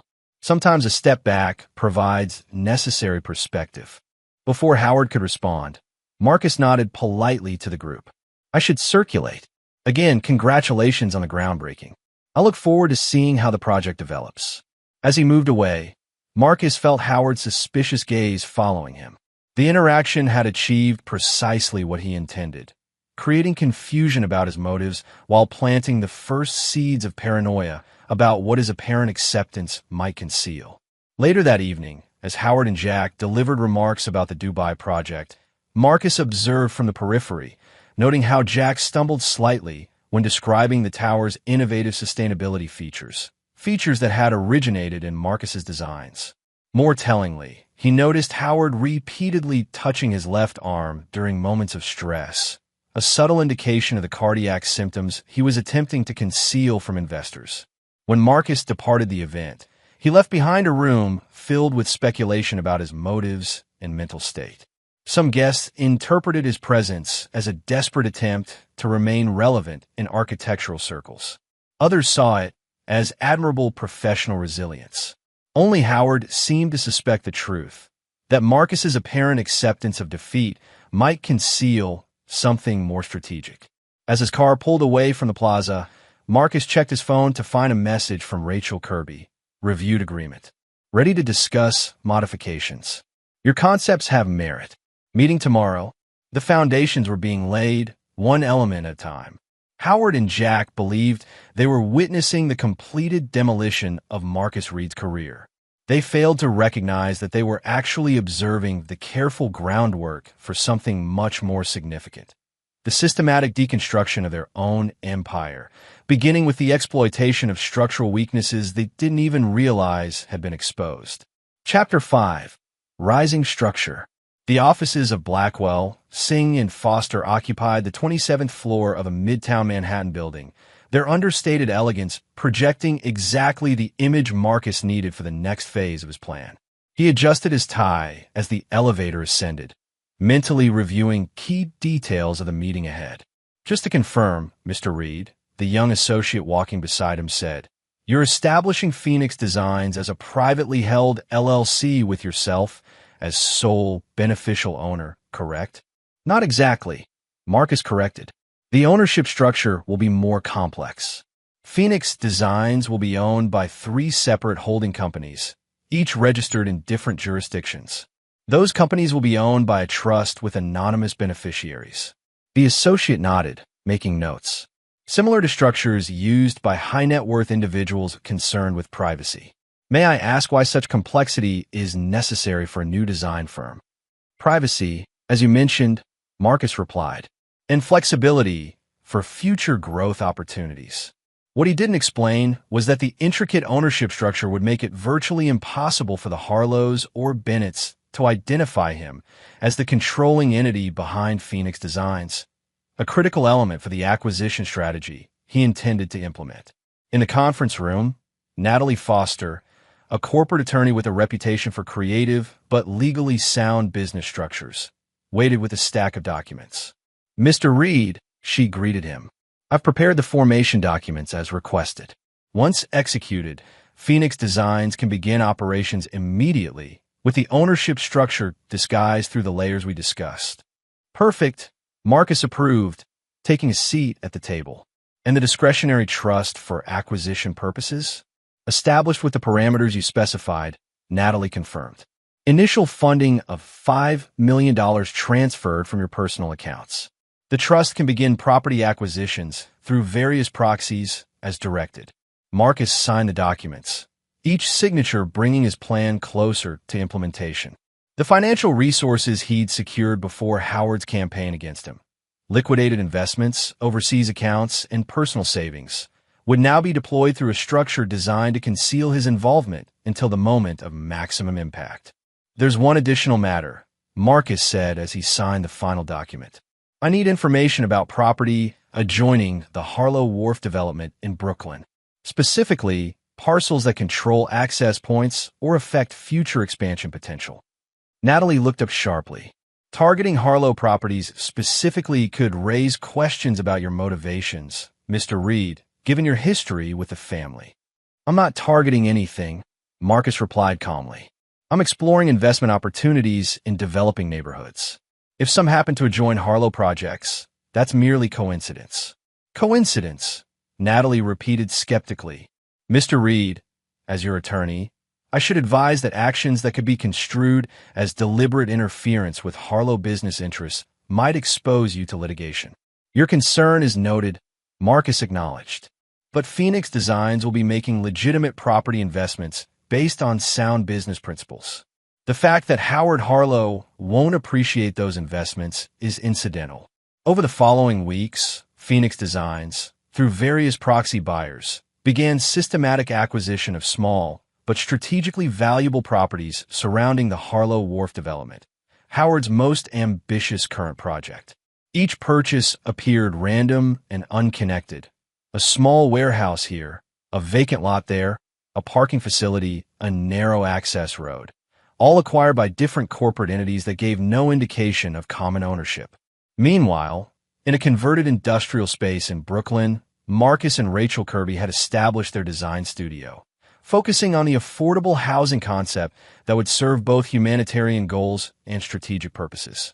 "The modular approach allows for cultural adaptation," Rachel explained, indicating elements on the digital model displayed on her tablet. "The basic structure remains consistent for manufacturing efficiency, but the configuration, materials, and aesthetic elements can be modified to reflect local needs and preferences." Marcus studied the rendering with genuine appreciation.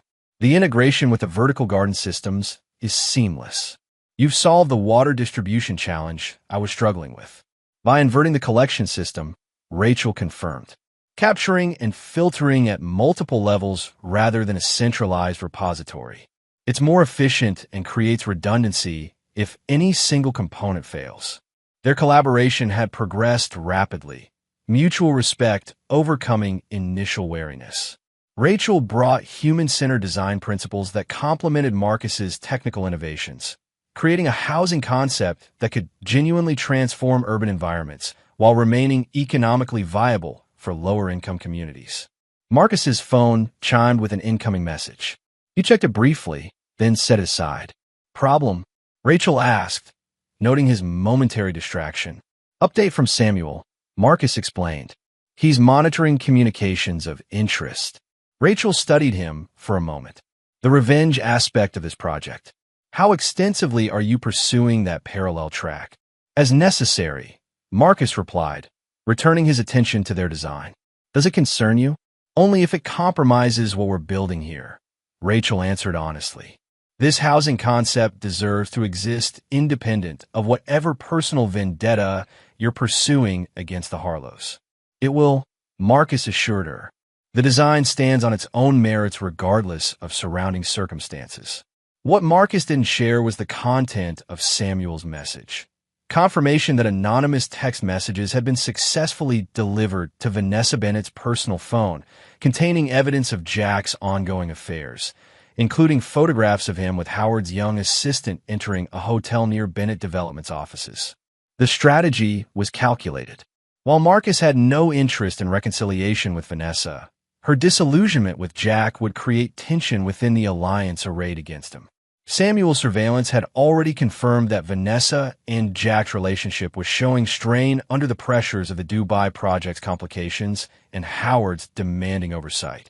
That evening, in the penthouse apartment Jack and Vanessa now shared, the first cracks appeared in their facade of perfect partnership. Vanessa stood by the window, phone clutched in her hand, her face pale with controlled anger.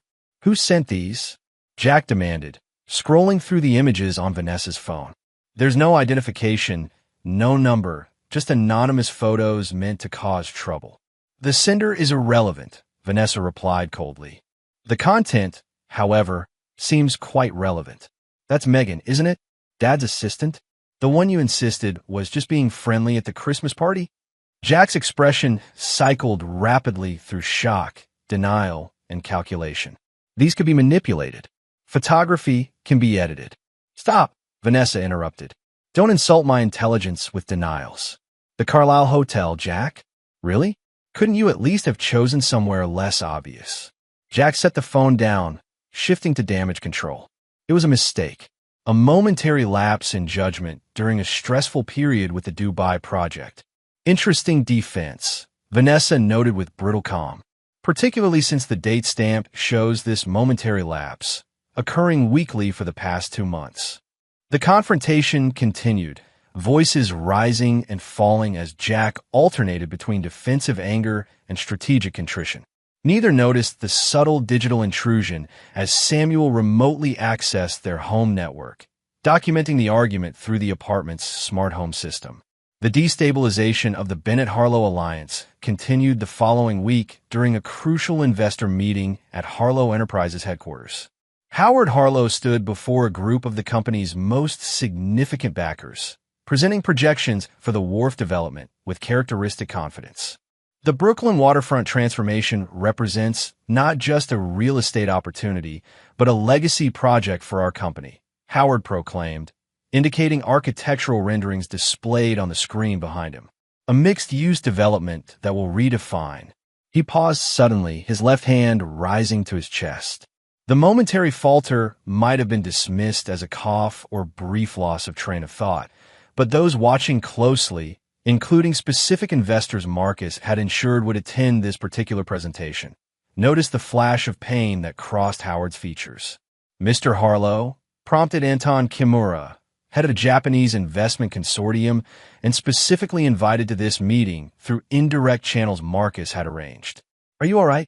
"Perfectly fine," Howard insisted, though his complexion had visibly grayed. "As I was saying, the wharf development represents a cornerstone investment with projected returns of..."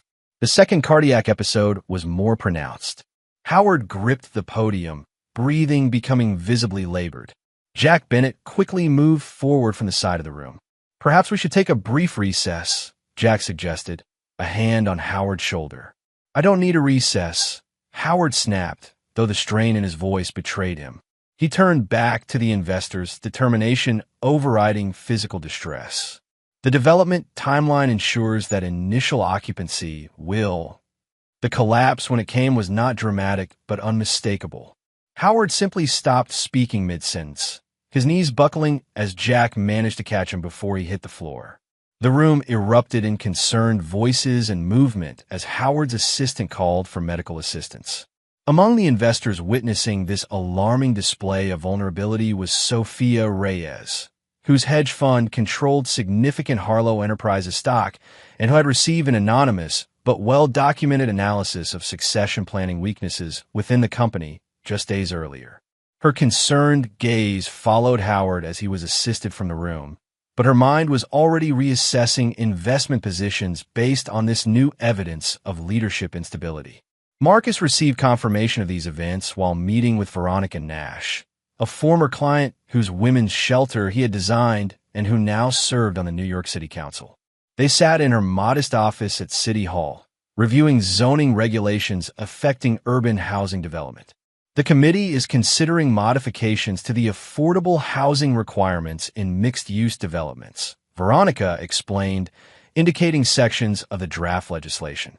Currently, developers can satisfy the requirement with units dispersed throughout the city. The proposed change would require affordable units within the actual development footprint. That would significantly impact luxury waterfront projects, Marcus observed, particularly those already in planning stages. It would, Veronica confirmed with a knowing smile, especially developments that haven't yet secured final approvals, like the Harlow Wharf project. Interesting timing, Marcus noted, maintaining a neutral expression. Isn't it? Veronica agreed, particularly since the zoning modification would require substantial redesign of their current plans. The committee votes next month.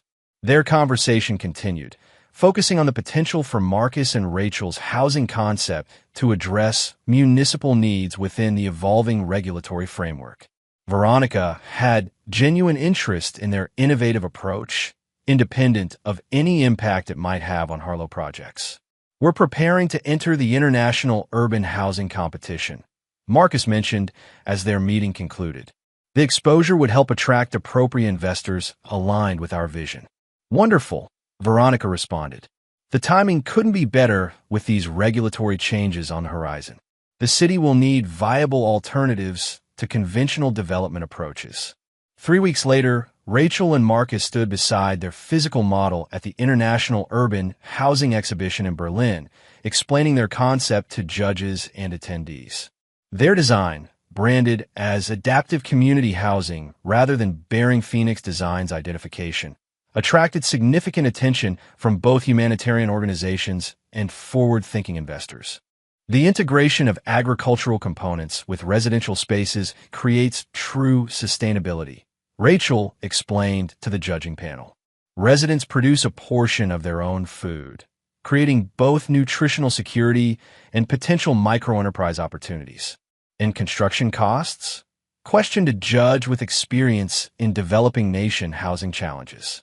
40% below conventional construction through modular manufacturing and simplified assembly systems, Marcus answered. The materials are locally adaptable, but the structural system remains consistent for safety and efficiency. Their presentation concluded to appreciative nods from the judges. As they moved away from the display, Rachel squeezed Marcus's arm in subdued excitement. They were impressed, she observed quietly. The questions focused on implementation rather than concept viability. A good sign, Marcus agreed. Though winning isn't the only objective here. Indeed, Marcus had ensured that several architecture and design publications had representatives present specifically to document their presentation. Publications that would inevitably compare their innovative approach to the derivative sustainability elements being implemented in Bennett Development's Dubai Tower. When the announcement came the following evening that their design had won the competition's gold medal, the moment carried multiple layers of significance. Beyond professional validation, it represented a critical public counterpoint to the designs Jack Bennett had appropriated from Marcus, demonstrating that genuine innovation continued to evolve while stolen concepts remained static. Marcus carefully managed his public response to the award, emphasizing Rachel's contributions and the humanitarian potential of their design rather than any personal vindication. He avoided direct comparisons to Bennett development projects while ensuring media coverage naturally made those connections. This recognition belongs primarily to Rachel, he told reporters at the award ceremony. Her human-centered approach transformed technical sustainability systems into actual community infrastructure. It's a perfect example of how collaboration produces results no individual could achieve alone. The pointed contrast to Jack's appropriation of his work remained unspoken but unmistakable to industry insiders. As anticipated, architectural publications noted the stark difference between Bennett Development's derivative implementation of sustainability features and the revolutionary integration demonstrated by Kirby and Reed's award-winning design. The following morning, as Marcus and Rachel celebrated their success over breakfast at their Berlin hotel, Samuel's message arrived confirming another strategic objective achieved. Howard Harlow had been discharged from the hospital following what was publicly described as exhaustion, but privately diagnosed as a minor cardiac event requiring immediate lifestyle modifications and medication. More significantly, Samuel reported that Howard had discovered the first indications that someone was systematically acquiring properties surrounding his wharf development. Though he had not yet identified Phoenix Designs as the controlling entity behind these seemingly unrelated purchases. Marcus allowed himself a moment of satisfaction as he processed this information. The structure was rising precisely as designed, each element supporting the others, creating a framework that would soon be impossible for the Harlows and Bennetts to escape. "You seem pleased about something beyond our award," Rachel observed, studying his expression. "Just contemplating next steps," Marcus replied. "The recognition creates opportunities we should leverage quickly." Rachel nodded, though her perceptive gaze suggested she recognized there was more to his satisfaction than professional advancement. She had accepted the duality of their partnership: authentic collaboration toward meaningful architectural innovation alongside Marcus's parallel agenda of strategic retribution. As they prepared to return to New York, Marcus made one final call to Samuel. "Implement the next phase," he instructed without preamble. "It's time to apply pressure to the foundation." Chapter 6: Pressure Points. Howard Harlow's spacious office on the 40th floor of Harlow Tower offered panoramic views of Manhattan. Though he wasn't admiring the scenery as he paced before his desk, phone pressed to his ear. "What do you mean you can't identify the buyer?" he demanded, voice tight with barely controlled anger.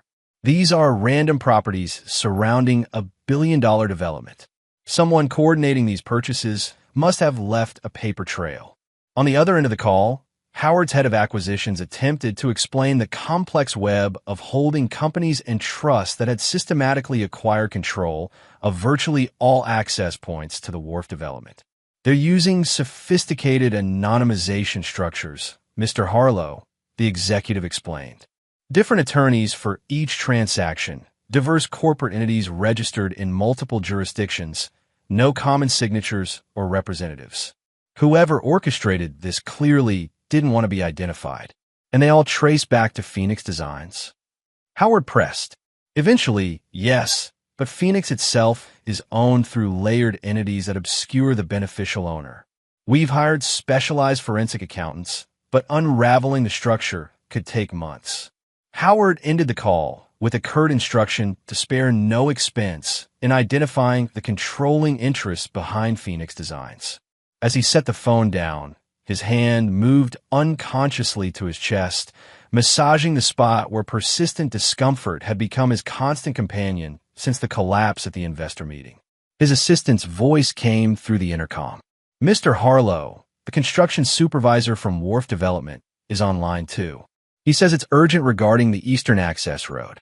Howard pressed the button. "Harlow, sir, we've been served with a cease and desist order," the supervisor reported, anxiety evident in his voice. "The Eastern Access Road we've been using for equipment and materials. Apparently the new owner is asserting property rights and demanding we find alternative access immediately." "That's impossible," Howard snapped. "That access point is essential to the construction timeline. What are our alternatives?" "That's the problem, sir. With the recent acquisitions of surrounding properties, We don't have alternatives without significant detours that would add substantial costs and delays. The implications crystallized in Howard's mind. Someone had identified and acquired the precise properties needed to strangle his development, creating bottlenecks that could render the entire project financially unviable if construction timelines extended. Contact Phoenix Designs directly, Howard instructed. Make an offer for the Eastern Access Road, 10% above market value. We've tried, sir. Their representative said the property isn't for sale at any price. They suggested we should have secured proper access rights before committing to the development timeline. Howard's jaw tightened at the implied criticism. Double the offer. Everyone has a price. 3 days and multiple increasingly generous offers later, Howard stood before the floor-to-ceiling windows of his office, staring at the skyline as his son-in-law entered the room. Jack Bennett's normally confident demeanor had given way to visible tension in recent weeks, his designer suit failing to conceal the strain evident in his posture. "You wanted to see me?" Jack asked, remaining standing rather than taking a seat. Howard turned, studying the younger man with calculating eyes.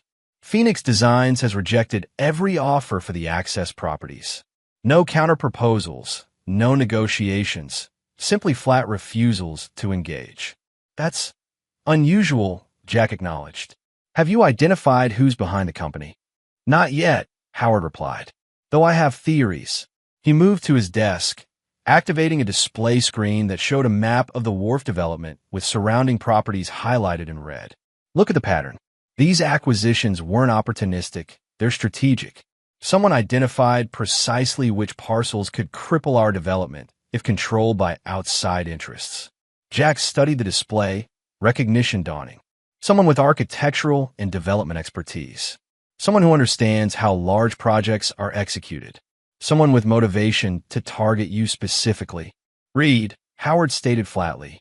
"It seems probable," Jack agreed. "Though why emerge now, after months of apparent defeat?" Because he wasn't defeated, Howard realized the pieces assembling in his mind. He was planning. That appearance at your Dubai groundbreaking wasn't graciousness. It was reconnaissance. He was assessing our vulnerabilities while appearing to accept his situation. Jack shifted uncomfortably. "Speaking of vulnerabilities, there's something we need to discuss about the Dubai project." Howard's attention sharpened. "What problem?" "The modifications we made to Reed's original designs. They're creating unexpected complications," Jack admitted reluctantly. "The sustainability systems aren't functioning as projected. We're seeing integration failures between the components." "Fix it," Howard demanded bluntly. "It's not that simple," Jack countered, frustration evident. "Reed's original designs had interdependencies we didn't fully understand when adapting them. The systems were integrated at a fundamental level. Changing elements creates cascade effects through related systems. You're telling me your engineers can't solve problems created by a single architect?" Howard's voice carried dangerous disappointment. "I'm telling you Reed's approach was more sophisticated than we recognized," Jack clarified, defensive tension rising. "These aren't isolated systems. They're ecosystems with complex relationships. Solving one issue creates 3 more elsewhere." Howard's expression hardened. The Dubai client is expecting operational excellence, not excuses. If those systems fail to perform as promised, the financial penalties will be substantial. Jack hesitated before continuing. "That's actually why I needed to speak with you. The project delays and modification costs are creating cash flow issues for Bennett Development. We need a capital infusion to bridge until completion." "How much?" "20 million, Jack admitted. "The banks are restricting additional lending until we demonstrate resolution of the technical issues." Howard's laugh held no humor. 20 million. While my own company faces construction delays that will cost millions due to this Phoenix design situation. He moved closer to Jack, voice lowering. "Did it occur to you that these situations might be connected? That Reed is coordinating attacks on both our companies simultaneously?" Jack paled slightly. "You think he's behind our technical issues too?" "I think he's exploiting vulnerability wherever he finds it," Howard replied. "The question is how he's obtaining current information about our operations." The Phoenix acquisitions demonstrate sophisticated intelligence about our development plans. The timing of your technical issues emerging immediately after his reappearance can't be coincidence. The implication hung in the air between them. Jack straightened defensively. If you're suggesting Vanessa is involved, I'm suggesting we have information security problems, Howard interrupted, and that all possibilities should be investigated. Before Jack could respond, Howard's phone rang with a call he'd been awaiting. He answered immediately, listening intently before responding. Make the offer directly to their attorney then. $50 million for all Phoenix properties adjoining the wharf development. Final offer, non-negotiable. He ended the call, turning back to find Jack watching him with concerned calculation. $50 million for access properties? Jack questioned. That's necessary, Howard completed firmly, and still cheaper than the alternative. He returned to the window, gazing at the city that had bent to his will for decades. As for your Dubai problem, I'll arrange the capital infusion through Harlow Enterprises as a short-term loan. In exchange, Bennett Development will transfer 30% ownership of the Dubai project to my company. Jack's expression revealed momentary shock before corporate pragmatism reasserted control. That's a substantial equity position for a bridge loan.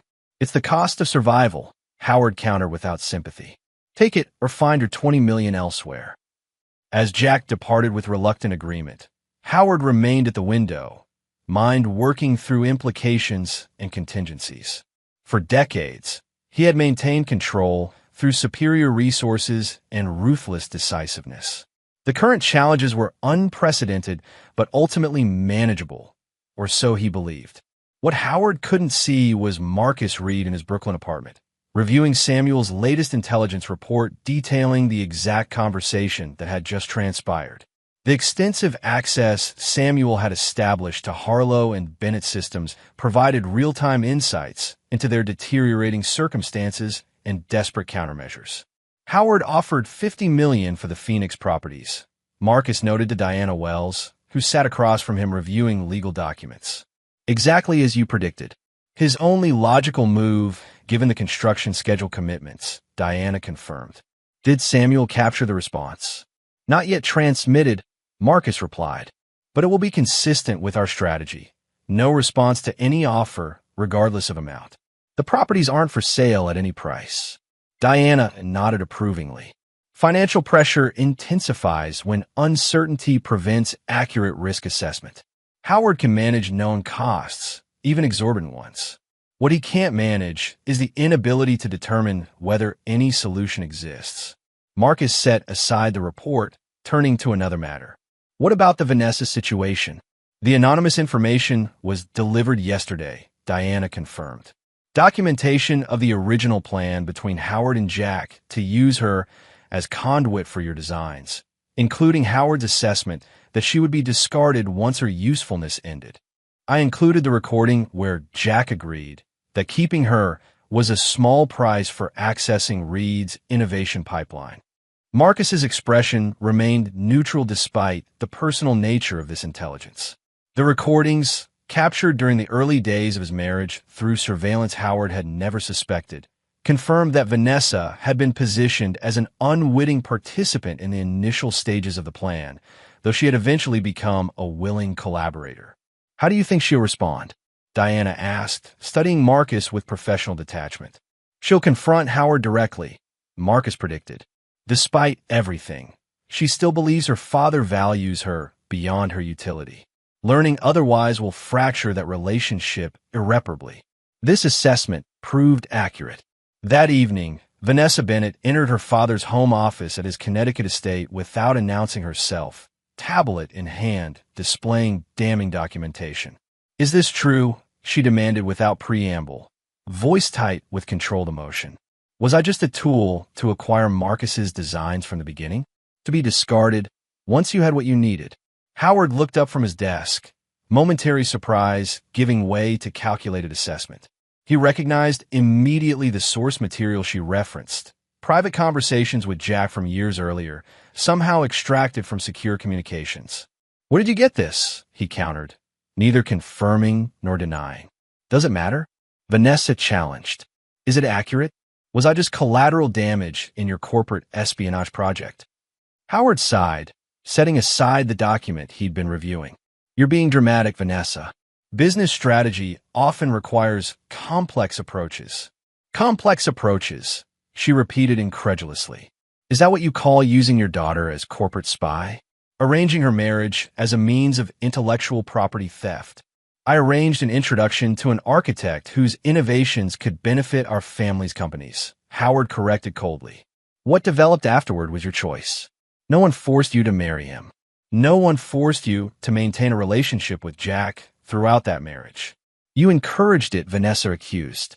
You facilitated meetings, created alibis, pressured me to extract information. And you complied? Howard interrupted sharply. Fully aware of what you were doing. Don't suddenly claim victimhood in a scenario where you were an active participant. The truth of this assessment landed visibly.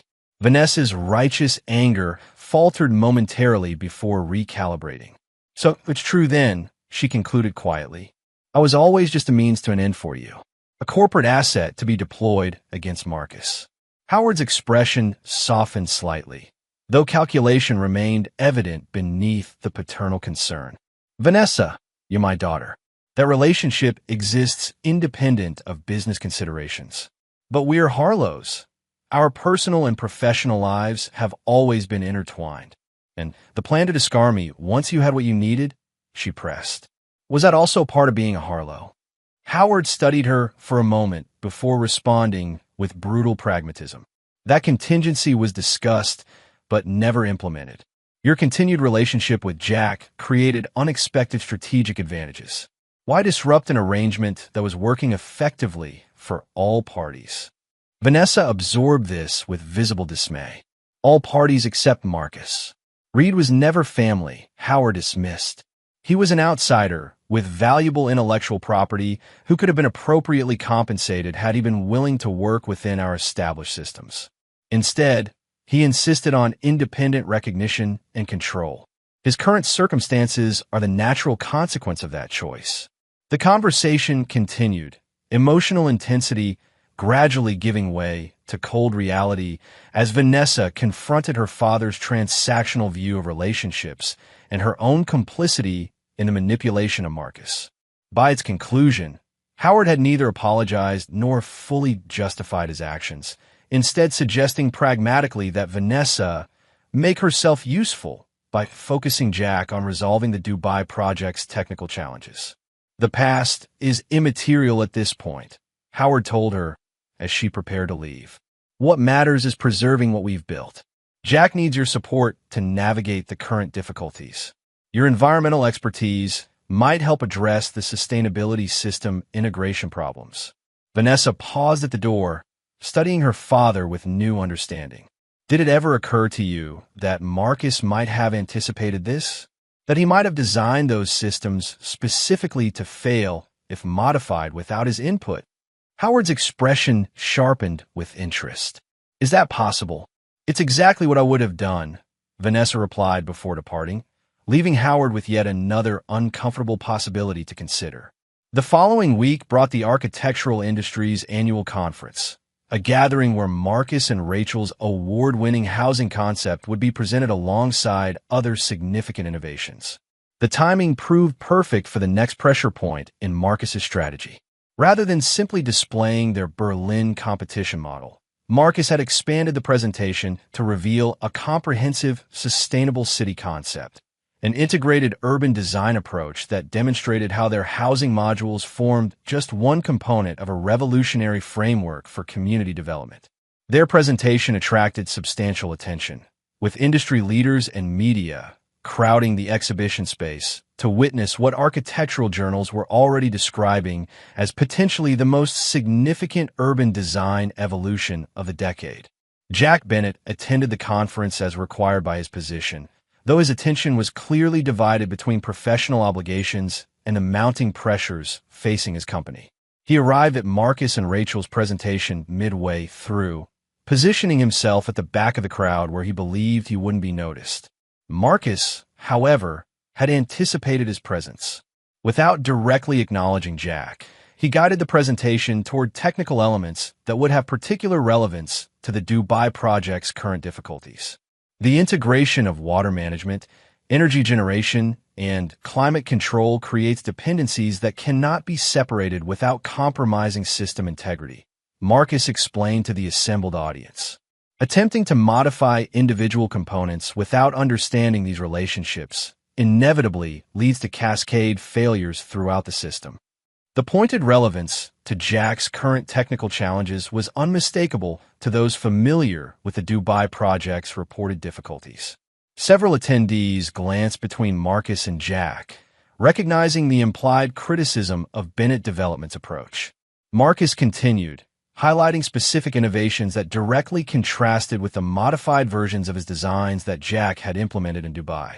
Without ever mentioning Bennett Development by name, he systematically demonstrated the superiority of his original approach compared to the derivative adaptations currently being attempted in certain international projects. By the presentation's conclusion, the professional audience clearly recognized that Marcus was showcasing not just innovation, but the distinction between original design excellence and inferior imitation. Jack departed before the final questions, his expression revealing the impact of this public, if indirect, humiliation. That evening, as industry leaders gathered for the conference gala dinner, Marcus received an urgent message from Diana. Financial regulator investigation initiated into Harlow Enterprises' shell company structure. Stock trading suspended pending inquiry. The timing wasn't coincidental. Diana had compiled extensive documentation of Howard's complex shell company structure used to conceal corporate debt and liabilities, carefully packaging the evidence for financial regulators with anonymous delivery timed to coincide with the conference when industry attention would amplify its impact. Marcus observed the ripple effect moving through the gala as executives received alerts about the Harlow investigation. Conversations shifted, glances directed toward Howard's associates present at the event, speculation spreading like contagion through the room. Rachel joined Marcus at their table, having completed a circuit of networking conversations. "Something's happening," she observed. The Bennett Development representatives just left abruptly after receiving messages. "Market corrections," Marcus replied simply. Sometimes overlooked weaknesses suddenly become apparent to regulators. Rachel studied him with knowing assessment. "You're doing truth finding its moment," Marcus countered. "The regulators are simply receiving information they should have had access to earlier." As the evening progressed, additional news arrived. Bennett Development stock had dropped 17% on rumors that the Dubai project faced significant technical challenges and potential contract penalties. The cumulative effect, Harlow under regulatory investigation and Bennett facing project failures, created a perfect storm that threatened both companies simultaneously. Marcus received the updates with outward composure that belied his internal satisfaction. The pressure points had been precisely identified and systematically exploited. Howard's hidden health issues and concealed financial structures, Jack's technical inadequacies and over-leveraged projects, Vanessa's belated recognition of her disposable status and her father's strategic calculations. The structure of vengeance was rising according to his carefully crafted blueprint, each element supporting the others, creating a framework from which the Harlow and Bennett empires could not extract themselves without fundamental damage to their foundations. As Marcus and Rachel departed the gala, a message arrived from Samuel. Howard attempting emergency board meeting to address regulatory investigation. Jack seeking alternative financing after Harlow loan terms rejected. Vanessa confronted Jack about additional affairs discovered in anonymous message. Structure showing stress fractures at all identified pressure points. Marcus allowed himself a moment of satisfaction as he read the update. The architectural precision he had applied to designing buildings had proved equally effective when applied to systematically dismantling the empire that had attempted to destroy him. The pressure points were performing exactly as intended, creating compounding stresses that would soon render the entire structure unsustainable. Next phase. Samuel's message asked. Proceed as planned, Marcus confirmed. Maintain pressure on all fronts. The demolition was proceeding exactly on schedule, each strategic element performing its function in the carefully orchestrated deconstruction of the Harlow-Bennett alliance. The empire that had believed itself invulnerable was discovering that its greatest weakness had been underestimating the architect whose life they had attempted to dismantle. Chapter 7. Structural Failure. The Dubai skyline glittered in the afternoon sun as Jack Bennett stood at the window of his hotel suite, phone pressed to his ear. The conversation was not going well. "What do you mean they already hold the patents?" he demanded, his carefully maintained composure fracturing. "These are our designs. We filed all the necessary paperwork." On the other end of the line, the legal representative of Emirates Global Development attempted to explain the situation once more. "Mr. Bennett, I'm afraid the situation is clear. The core sustainable design elements you're offering were patented 6 months ago in the UAE, Saudi Arabia, Qatar, and Bahrain by various shell companies that ultimately trace back to Phoenix Designs." Jack's jaw tightened. "That's impossible. We've been developing these systems for years." "The patent office documentation suggests otherwise," the lawyer replied calmly. "The timestamps on the original filings predate your company's submissions by significant margins. Unless you can prove prior art that precedes their claims, any implementation of these systems in our region would constitute patent infringement." The call ended with formal pleasantries that did nothing to mask the reality. The deal Jack had been counting on to save Bennett Development from financial collapse had just evaporated.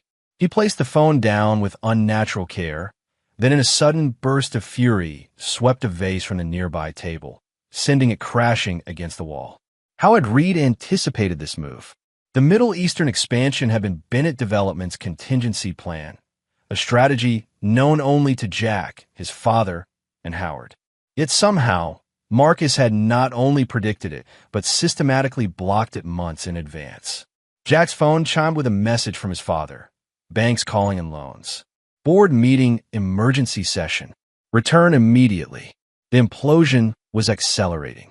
Jack booked the next flight to New York, his mind racing through increasingly desperate options. Without the Emirates contracts, Bennett Development faced imminent bankruptcy. Their over-leveraged positions on multiple projects, combined with the technical failures in the Dubai Tower, had created a perfect storm that no amount of Howard Harlow's influence could forestall. Meanwhile, in New York, Howard Harlow sat in his wood-paneled office reviewing the latest financial reports with growing alarm. The regulatory investigation into his shell company structure had expanded, freezing critical lines of credit. The wharf development remained stalled due to access issues controlled by Phoenix Designs, bleeding millions in carrying costs and penalty clauses for missed construction deadlines. His assistant's voice came through the intercom. "Mr. Harlow, the representatives from Eastland Financial are here for your meeting." Howard straightened his tie, composing his features into the mask of confidence that had served him for decades. "Send them in." 3 bankers entered, led by Victoria Chong, Eastland's head of real estate finance. Her expression gave nothing away as she took the seat opposite Howard. "Thank you for making time on short notice, Mr. Harlow," she began, opening a leather portfolio. "Given recent developments, Eastland Financial needs to reassess our exposure to Harlow Enterprises." "A routine review, I assume," Howard responded smoothly. "Our relationship with Eastland spans 3 decades. Victoria's expression remained neutral. "Unfortunately, this isn't routine.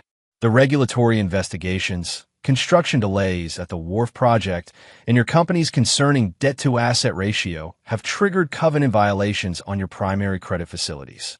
Howard maintained his composure through decades of practiced corporate warfare. "Temporary challenges, Ms. Chong. The regulatory matter is a misunderstanding that will be resolved shortly. The wharf development access issues are being negotiated. Our fundamentals remain strong." "That brings me to the primary purpose of our meeting," Victoria continued, sliding a document across the desk. "Eastland has received an offer to purchase all outstanding debt instruments related to Harlow Enterprises. We're required by our agreement to give you notice and right of first refusal." Howard glanced at the document, then froze. "Phoenix Designs? They're attempting to purchase our debt." "They've made an offer at par value," Victoria confirmed. "Given the risk profile increase, Eastland's credit committee considers this a favorable exit.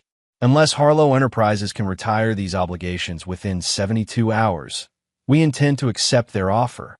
The implications were immediately clear to Howard. Phoenix Designs was executing a debt acquisition strategy, purchasing Harlow Enterprises' financial obligations to position themselves as the primary creditor.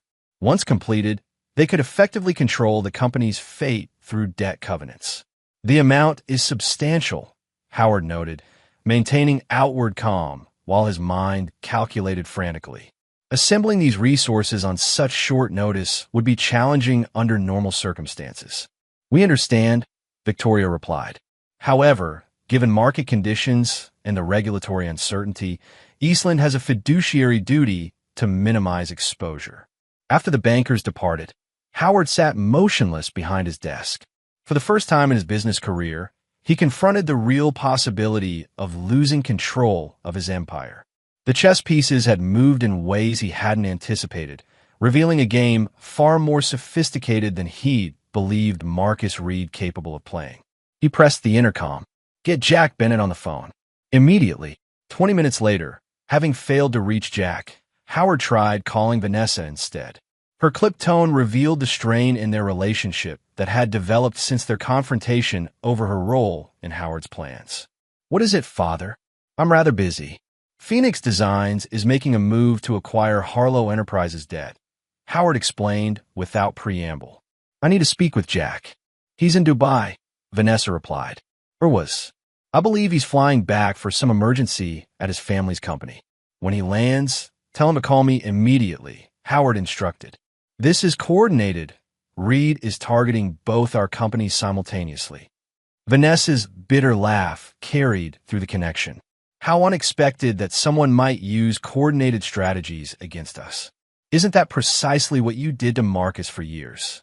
"This isn't the time for moral equivalence, Vanessa," Howard snapped. "Everything we've built is at risk." "Everything you've built," she corrected, "on stolen ideas and manipulation. Perhaps you're simply experiencing what they call karma."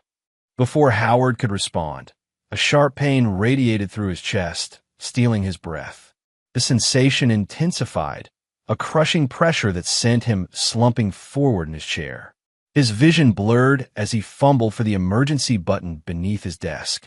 By the time paramedics arrived, Howard Harlow was unconscious, oxygen-starved tissues sending his body into crisis. The heart attack, far more severe than his previous cardiac episodes, left doctors uncertain about his prospects for recovery. News of Howard's collapse spread quickly through financial circles, accelerating the decline in Harlow Enterprises stock.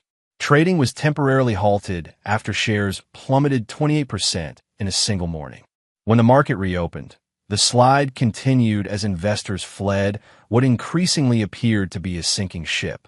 3 days later, in the intensive care unit of New York Presbyterian Hospital, Howard regained consciousness to find his worst fears realized.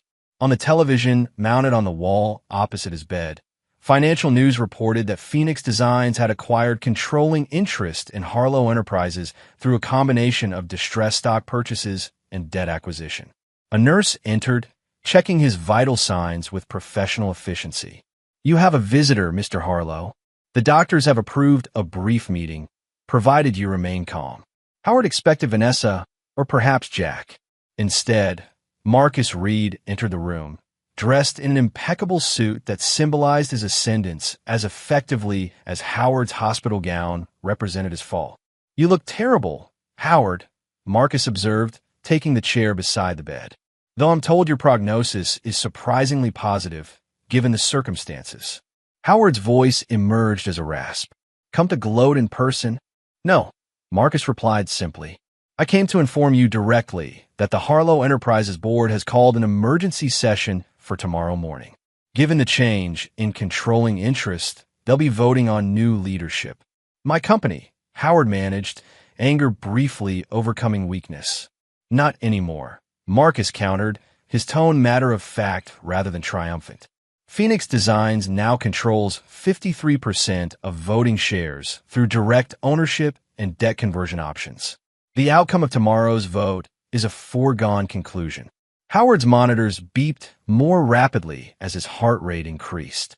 You manipulated the market, created artificial distress to devalue our stock. I simply revealed existing weaknesses, Marcus corrected. The regulatory investigation resulted from your own financial deceptions. The construction delays stemmed from your failure to secure proper access rights. The liquidity crisis emerged because you concealed your health issues from investors and lenders. I applied pressure, certainly, but the structural flaws were entirely your creation. Howard stared at him with undisguised hatred. You've destroyed everything I built. That's where you're wrong, Marcus replied, rising from his chair. I didn't destroy your empire, Howard. I simply built something better on the foundation of your mistakes. The fundamental difference between us is that you believed your success came from taking from others. I understand that sustainable value can only be created, not extracted. As Marcus turned to leave, Howard called after him, his voice weak but venomous. Vanessa will take you for everything. Community property laws, your new designs, your stake in my company, everything developed during your marriage. Marcus paused at the door. Interesting theory. You might want to discuss that with her before tomorrow's board meeting. You may find her position has evolved. Indeed, at that very moment, Vanessa sat in her attorney's office, listening with increasing distress as he explained the legal realities of her situation. The evidence of corporate espionage is substantial, the lawyer informed her gravely. Emails, recorded conversations, documented transfers of proprietary information, all accumulated during your marriage to Mr. Reed. Those materials were shared between husband and wife, Vanessa protested. There was no expectation of confidentiality. The attorney sighed. That might be persuasive if the information had remained between you and Mr. Reed. However, the systematic transfer of these materials to Bennett Development creates significant legal exposure, both civil and potentially criminal. Criminal? Vanessa repeated, paling. Industrial espionage can be prosecuted under several statutes, he confirmed, particularly when interstate commerce is involved, which it clearly was in this case. Vanessa sat back, absorbing the implications. Well, my options? Limited, her attorney admitted. Mr. Reed has offered a settlement that, frankly, is more generous than you might receive through litigation. Clean divorce, no financial claims against each other, mutual non-disclosure agreements, and perhaps most importantly, no criminal charges. In exchange for what? Vanessa asked, though she already suspected the answer. Your shares in Harlow Enterprises, voting by proxy in alignment with Phoenix Design's interests, and your testimony regarding the orchestrated theft of Mr. Reed's intellectual property. The reality of her position crystallized. Both her father and Jack had abandoned her, each blaming her for their current predicaments. Howard had suggested from his hospital bed that she fix the mess by leveraging her marriage to Marcus, while Jack had effectively disappeared, not returning her calls since his return from Dubai. I need to speak with Marcus, she decided. Directly, not through attorneys. The meeting was arranged for that afternoon at Marcus's Brooklyn apartment, neutral territory since he had moved from their former Manhattan residence. When Vanessa arrived, she found not only Marcus but also Diana Wells present, recording equipment visible on the coffee table. A precaution, Marcus explained, noting her glance toward the devices. Our conversations have a history of being selectively remembered. Vanessa nodded stiffly, taking the offered seat. You've been busy, she observed. Phoenix Designs, patent filings, debt acquisition. Quite the orchestrated revenge plot. Not revenge, Marcus corrected. Strategic repositioning. Though I understand why you might confuse the two, given your father's business philosophy. What do you want, Marcus? Vanessa asked directly. Beyond destroying everything my family built? Accountability, he replied simply. Your family didn't build. They acquired, extracted, and exploited. My interest is in transforming those assets into something genuinely valuable. By controlling Harlow Enterprises, by redirecting its resources towards sustainable development that serves communities rather than extracting from them, Marcus clarified. Your father's approach was fundamentally exploitative. Mine is regenerative. Vanessa studied him, searching for the man she had married. And where do I fit in this transformation? That depends on you, Marcus replied. You have knowledge, expertise, and perspective that could contribute value. But first, you need to acknowledge your role in what happened. You want a confession, Vanessa surmised, glancing at the recording equipment. I want the truth, Marcus countered. For once in our relationship, something in his tone, the genuine pain beneath the controlled exterior, reached her. Vanessa's carefully maintained facade cracked slightly. It wasn't all a lie, she said quietly. Not at the beginning. When did it change? Marcus asked. Vanessa sighed, the weight of years of deception suddenly unbearable. After the Chicago Commission, Father saw your potential, not just as an architect, but as a source of innovation his companies could exploit. He pressured me to facilitate access. And Jack, a complication, she admitted. Father always intended us to marry eventually. When I chose you instead, he adapted his strategy. Jack became the conduit for transferring your innovations to Bennett Development while maintaining our public marriage for appearance and access. As Vanessa continued speaking, she detailed the systematic theft of Marcus's designs, the coordination between Howard and Jack, the gradual evolution of her role from unwitting participant to active collaborator. The recording captured everything: dates, specific projects, methods of information transfer, patent applications. I knew it was wrong, she concluded, her voice hollow. But family loyalty is corrosive when misplaced. By the time I recognized what we were doing to you, I was already complicit. Marcus absorbed her confession with outward composure that belied his internal conflict. The woman he had loved, had built a life with, had betrayed him in the most intimate ways possible. Yet her acknowledgement offered a form of closure he hadn't anticipated. Your testimony will be valuable, he said finally, both in tomorrow's board meeting and in the regulatory investigations. The settlement offer stands, a clean break, no financial claims, no criminal charges. Vanessa nodded, recognizing the generosity in his position despite everything. And Father, Howard made his choices, Marcus replied. Each one brought him closer to this moment. The board will determine his future role in the company, though I expect it will be ceremonial at best. As Vanessa left the apartment, the weight of her decisions pressing down upon her, Marcus and Diana remained, the recording device still running. That's the final piece, Diana observed, stopping the recording. With Vanessa's testimony confirming the intellectual property theft, the Bennett Company won't survive the resulting legal actions. Indeed, Jack Bennett was at that moment facing his own reckoning. Federal investigators had arrived at Bennett Development headquarters with subpoenas for all records related to government-funded projects completed over the previous 5 years.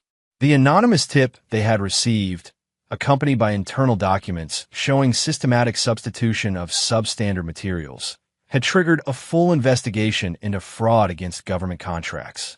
Jack sat in the conference room as investigators collected servers and documents, his father beside him ashen-faced and silent. The Bennett family legacy, built over 3 generations, was collapsing before their eyes. How did he do it? Jack asked his father quietly. How did Reed orchestrate all of this simultaneously? The elder Bennett shook his head slowly. He didn't have to orchestrate everything. He simply identified our vulnerabilities and applied precise pressure. The rest was physics. Structures collapse when critical supports fail. As federal agents continued their work, Jack received a message from his attorney. Prosecutors offering reduced charges in exchange for testimony against Howard Harlow regarding coordinated intellectual property theft. Recommend serious consideration given evidence in their possession. The united front between the Harlow and Bennett families, maintained for decades through shared interests and mutual benefit, was fracturing under pressure. Self-preservation was replacing loyalty with each new development. The following morning, Marcus entered the Harlow Enterprises boardroom as majority shareholder representative. The board members, longtime Howard loyalists mixed with newer independent directors, watched with varying degrees of apprehension as he took the chairman's position at the head of the table. On a video screen mounted on the wall, Howard Harlow observed from his hospital bed, his diminished physical state a stark contrast to the dominant presence he had maintained in this room for 30 years. "This meeting will come to order," Marcus began, his voice calm and authoritative. "The agenda is straightforward. Given the change in controlling interest, we'll be voting on new executive leadership and strategic direction for Harlow Enterprises." "This is a hostile takeover," Howard interjected from the screen. "Nothing more than elaborate revenge." "No, Howard," Marcus replied evenly. "This is a necessary intervention to save a company that was failing due to fundamental flaws in its operational and ethical framework. Phoenix Designs acquired controlling interest legally through open market transactions when your company's stock price reflected its actual value rather than its artificially inflated one." The board listened as Marcus outlined the situation in clarity. The company's financial vulnerabilities, the regulatory issues, the stalled projects, and the path forward. He presented not just problems, but solutions, demonstrating a comprehensive understanding of the company's operations that impressed even Howard's most loyal supporters. When the vote came, it was unanimous save for Howard's single opposition. Marcus Reed was appointed CEO and chairman of Harlow Enterprises, with a mandate to restructure the company and resolve its operational challenges. "I didn't destroy your empire," Marcus told Howard as the meeting concluded. "I simply built something better on the foundation of your mistakes." As Howard's screen went dark, the architectural of Marcus's revenge came full circle. The man who had attempted to systematically dismantle Marcus's life and work now watched helplessly as his own carefully constructed reality collapsed around him. The demolition was complete. The reconstruction could begin. Chapter 8: The Reckoning. 6 months after assuming control of Harlow Enterprises, Marcus stood at the entrance of the Metropolitan Museum of Art, greeting guests arriving for the Foster Future Foundation Gala, an event supporting educational opportunities for children in the foster care system, with particular emphasis on architecture, engineering, and sustainable design. The guest list represented a strategic cross-section of New York's elite, financial leaders, real estate developers, media figures, and influential philanthropists. Among those invited were the entire Harlow family, their attendance secured through public expectations rather than personal inclination. Rachel Kirby joined Marcus at the entrance, elegant in a midnight blue gown that complemented his tuxedo. Their partnership had evolved beyond professional collaboration into something deeper, though neither had yet articulated the precise nature of their relationship. "The Harlow contingent just arrived," Rachel murmured, nodding toward the street where a black car had stopped. "Eleanor and Richard, but no Howard or Vanessa yet." "They'll come," Marcus replied confidently. Howard won't risk the social implications of absence, regardless of personal feelings. His reputation is all he has left. Indeed, Howard Harlow appeared 30 minutes later, noticeably thinner and moving with the careful deliberation of someone recently recovered from a major health event. He entered alone, having been released from the hospital 2 months earlier to find his social standing significantly diminished alongside his corporate power. Vanessa arrived separately, no longer accompanied by Jack Bennett, whose legal troubles had rendered him socially toxic. The Bennett family company had collapsed under federal investigation, with Jack now negotiating a plea deal in exchange for testimony against former associates, including Howard. Eleanor Harlow greeted him with the practiced social grace that had defined her for decades. A remarkable turnout. The foundation must be gratified. "Very much so," Marcus agreed. "Education creates opportunities that transform lives. I'm living proof of that." Eleanor's gaze held genuine regret. "Yes, you are. I hope you know I never approved of how things developed." "I believe that," Marcus acknowledged, "though neither did you intervene." She accepted the implicit criticism with a slight nod. "Some failures can't be excused by context. I hope tonight represents a more constructive path forward for everyone." As Eleanor moved into the museum, Howard approached, his handshake noticeably weaker than the aggressive grip he had once employed. "Impressive event," Howard acknowledged grudgingly, though perhaps somewhat calculated in its guest list. Everything you taught me about strategic social engineering. Marcus replied with a smile that didn't reach his eyes. The Harlow influence wasn't entirely negative. Howard's gaze hardened. You've won, Reed. Taken my company, damaged my reputation, destroyed Bennett development. Is public humiliation necessary as well? This isn't about humiliation, Howard, Marcus countered. It's about redirection of resources. The Foundation announcement later will make that clear. Vanessa arrived as Howard departed, creating a momentary awkward triangle before Howard continued into the museum without acknowledging his daughter. The estrangement between them had deepened as Vanessa's testimony proved instrumental in both the Harlow Enterprises takeover and the legal proceedings against Bennett Development. You look well, Marcus observed as Vanessa approached.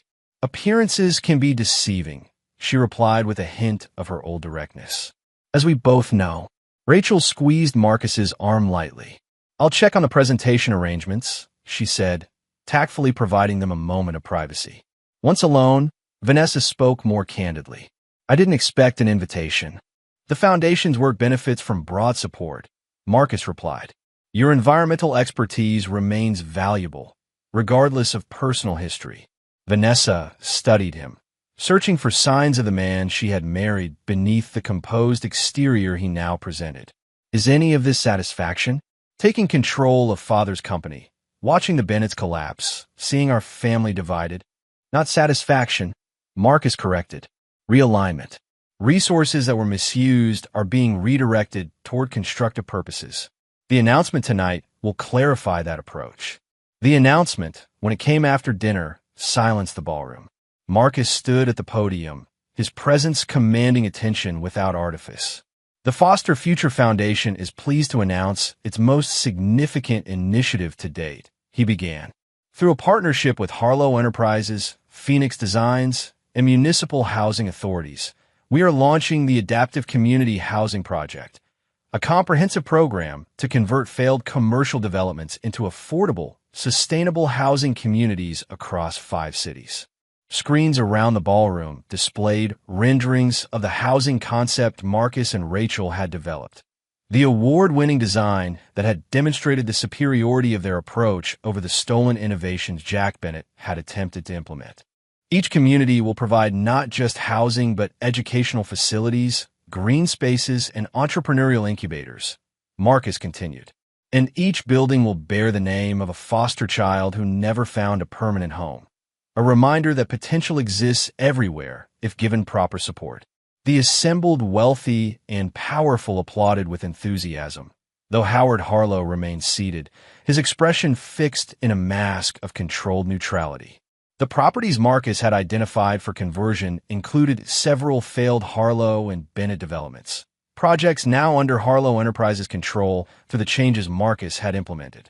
This represents not just architectural innovation, but social reconstruction, Marcus concluded, building communities that nurture potential rather than extract value, creating foundations that support rather than exploit. The symbolic rebuke to Howard's business philosophy couldn't have been clearer. As guests mingled following the announcement, Howard approached Marcus near one of the displays showing a Bennett development being transformed into a community center.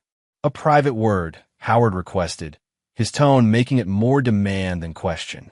They moved to a quiet corner of the exhibit space, Howard's physical weakness belying the intensity of his gaze. Quite the moral victory lap, Howard observed bitterly. The foster boy reconstructing society while dismantling the evil empire that oppressed him. The narrative practically writes itself. You always did reduce everything to narrative and appearance, Marcus replied, which is why you never understood the fundamental flaw in your approach to business and life. Enlighten me, Howard challenged, sarcasm threading through his tone. You believed success required taking from others, Marcus explained simply. That every relationship was transactional, every interaction an opportunity for extraction rather than creation. It made you wealthy but fundamentally hollow, a man who built an empire with no actual foundation. Howard's laugh held no humor. Philosophical judgments from the man who systematically destroyed his enemies. Your revenge plot hardly suggests moral superiority. I didn't destroy you. Howard, Marcus corrected. I exposed the weaknesses in what you built and redirected resources toward more sustainable purposes. The distinction matters. Howard leaned closer, his voice lowering. You think you've won the moral high ground? That your hands are somehow cleaner than mine? I built my company from nothing. You built it by stealing your former partner's designs. Marcus interrupted, watching Howard's expression freeze. Edward Chambers, your Yale roommate who developed the foundation stabilization techniques that launched Harlow Construction. The partner who mysteriously disappeared from company records in 1978 after you claimed his innovations as your own. The color drained from Howard's face. How could you possibly? Chambers kept records, Marcus explained. His daughter preserved them, though she lacked resources to challenge her legal team. Diana found her during our investigation into your pattern of appropriating others' innovations. The difference between us, Howard, is that I built my success twice. First through my own work, then by reclaiming what was taken from me. Howard stared at him, decades of carefully maintained fiction crumbling beneath this final revelation. What do you want? Nothing more than I've already achieved, Marcus replied. The resources you controlled are now being directed toward constructive purposes. Your legacy is being redefined. Justice, however delayed, is being served. As Howard departed the gala shortly afterward, visibly shaken by the conversation, Vanessa approached Marcus with determination in her stride. She had observed the exchange with her father from across the room, noting Howard's uncharacteristic defeat. What did you say to him? She asked without preamble. The truth, Marcus replied. Something your family has had limited experience with. Vanessa's expression tightened. I've lost everything, Marcus. My marriage, my family relationships, my social standing, my financial security. Isn't that enough? You haven't lost everything, Marcus countered. You've lost things that were built on falsehood. You retain your education, your expertise, your fundamental capabilities. The difference is significant. How philosophical, Vanessa observed bitterly. Easy to frame loss as opportunity when you're not experiencing it. I experienced it when you and your father orchestrated the theft of my life's work. Marcus reminded her, his composure momentarily slipping to reveal the hurt beneath. When my marriage proved to be an elaborate deception designed to extract value rather than create it. Vanessa flinched at the directness of his assessment. It wasn't all deception. Not at the beginning. Perhaps not, Marcus acknowledged. But it became that, a strategic alliance rather than a partnership. The distinction matters, Vanessa. And what now? She asked. Now that you've won, what happens to me? Some of those designs you're implementing through Harlow Enterprises evolved from our discussions. My environmental expertise contributed to your innovations. Are you suggesting ownership claims? Marcus asked, his tone sharpening. After Diana documented your systematic transfer of proprietary information to Jack and Howard, Vanessa hesitated, recognizing the dangerous territory she approached. I'm suggesting that our marriage created joint intellectual assets, regardless of subsequent events. The courts will find that argument unpersuasive, Marcus replied, particularly with your recorded admission of industrial espionage and the evidence of coordinated theft. But more importantly, Rachel has provided affidavits regarding your attempts to access our current designs through mutual acquaintances. The revelation struck Vanessa visibly. Rachel, you approached Justin Miller at the Environmental Design Institute last month, Marcus explained. Requested access to our current project files under the pretense of potential collaboration. Rachel was present for the conversation, though you didn't notice her. Vanessa's carefully constructed position collapsed under this final revelation. Her shoulders sagged slightly as the futility of her approach became clear. I have nothing left, she said quietly. You have opportunities to rebuild, Marcus corrected. Not through legal maneuvers or manipulation, but through genuine contribution. The foundation can use environmental science expertise for the housing initiatives. It will be project-based work, carefully supervised, but meaningful. The offer, employment rather than reconciliation, monitored contribution rather than trust, defined the boundaries of what remained possible between them. Vanessa recognized it as both opportunity and judgment, a path forward that acknowledged her capabilities while establishing permanent limitations based on her choices. "I'll consider it," she said finally. As the gala continued around them, news arrived that added final punctuation to the evening. Jack Bennett had been detained at JFK Airport attempting to board a flight to Sao Paulo, a jurisdiction without extradition for the financial crimes he faced. His passport had been flagged, his escape prevented. More significantly, in a desperate attempt to secure leniency, Jack had offered comprehensive testimony against Howard Harlow, detailing years of coordinated intellectual property theft, market manipulation, and regulatory violations. The united front that had once targeted Marcus had disintegrated completely, former co-conspirators now turning against each other in desperate self-preservation. The reckoning wasn't simply financial or legal, but fundamental. The collapse of a system built on extraction rather than creation, manipulation rather than contribution. As the evening concluded, Marcus stood with Rachel, Samuel, Diana, and Grace Winters, the core group who had supported his journey from victim to architect of justice. "It's actually happening," Grace observed, indicating the displays showing the housing communities that would soon begin construction. "Not just revenge, but genuine transformation." "That was always the goal," Marcus confirmed. "Not destroying what they built, but rebuilding something better in its place." The group's shared satisfaction went beyond vindication to something more meaningful. The recognition that systems built on exploitation contained inherent weaknesses that made them vulnerable to precisely the pressure Marcus had applied.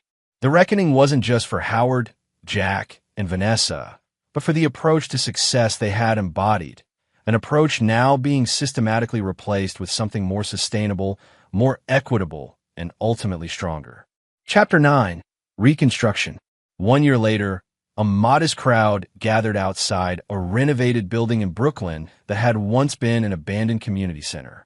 The structure, now transformed with sustainable materials, solar panels, and vertical gardens, represented the first completed project of the Foster Future Foundation's community initiative. Marcus stood before the gathered community members, foster care advocates, and media representatives, his expression reflecting genuine satisfaction rather than the calculated public persona Howard Harlow had perfected over decades. "Today we officially opened the Reed Community Center," Marcus announced, a place providing support, education, and opportunity for foster children and families in crisis. This center represents not just architectural renovation, but community restoration, creating spaces where potential can flourish regardless of circumstance. Behind him, the building's transformation was apparent. The institutional grimness replaced by natural light, flexible spaces, and living systems that made the structure feel alive rather than merely functional. Inside, classrooms, counseling spaces, technology labs, and community gathering areas awaited the children and families the center would serve. Diana Wells stood near the entrance, overseeing the security team she had assembled to ensure the center remained a safe haven for vulnerable youth. Her expertise, once focused on exposing deception, now protected those rebuilding their lives after trauma. Samuel Chun had established the center's technology program, creating a curriculum that would teach coding, cybersecurity, and digital skills to underprivileged youth. His own journey from foster child to successful professional served as powerful inspiration for the students they would soon welcome. After the ribbon-cutting ceremony, Marcus led tours through the facility, explaining the sustainable systems and community center design principles to visitors. The center embodied the approach he and Rachel had developed, architecture that served human needs while regenerating rather than depleting environmental resources. Later that afternoon, Marcus received word of another significant development. Howard Harlow, continuing his social decline since losing control of his company, had received a final symbolic blow. The Greenwich Country Club, the exclusive enclave where Howard had held membership for 30 years and served on the board, had revoked his membership following his indictment on financial fraud charges. More surprisingly, the club had extended an invitation to Marcus Reed, citing his contributions to sustainable development and community service as qualifying factors for membership.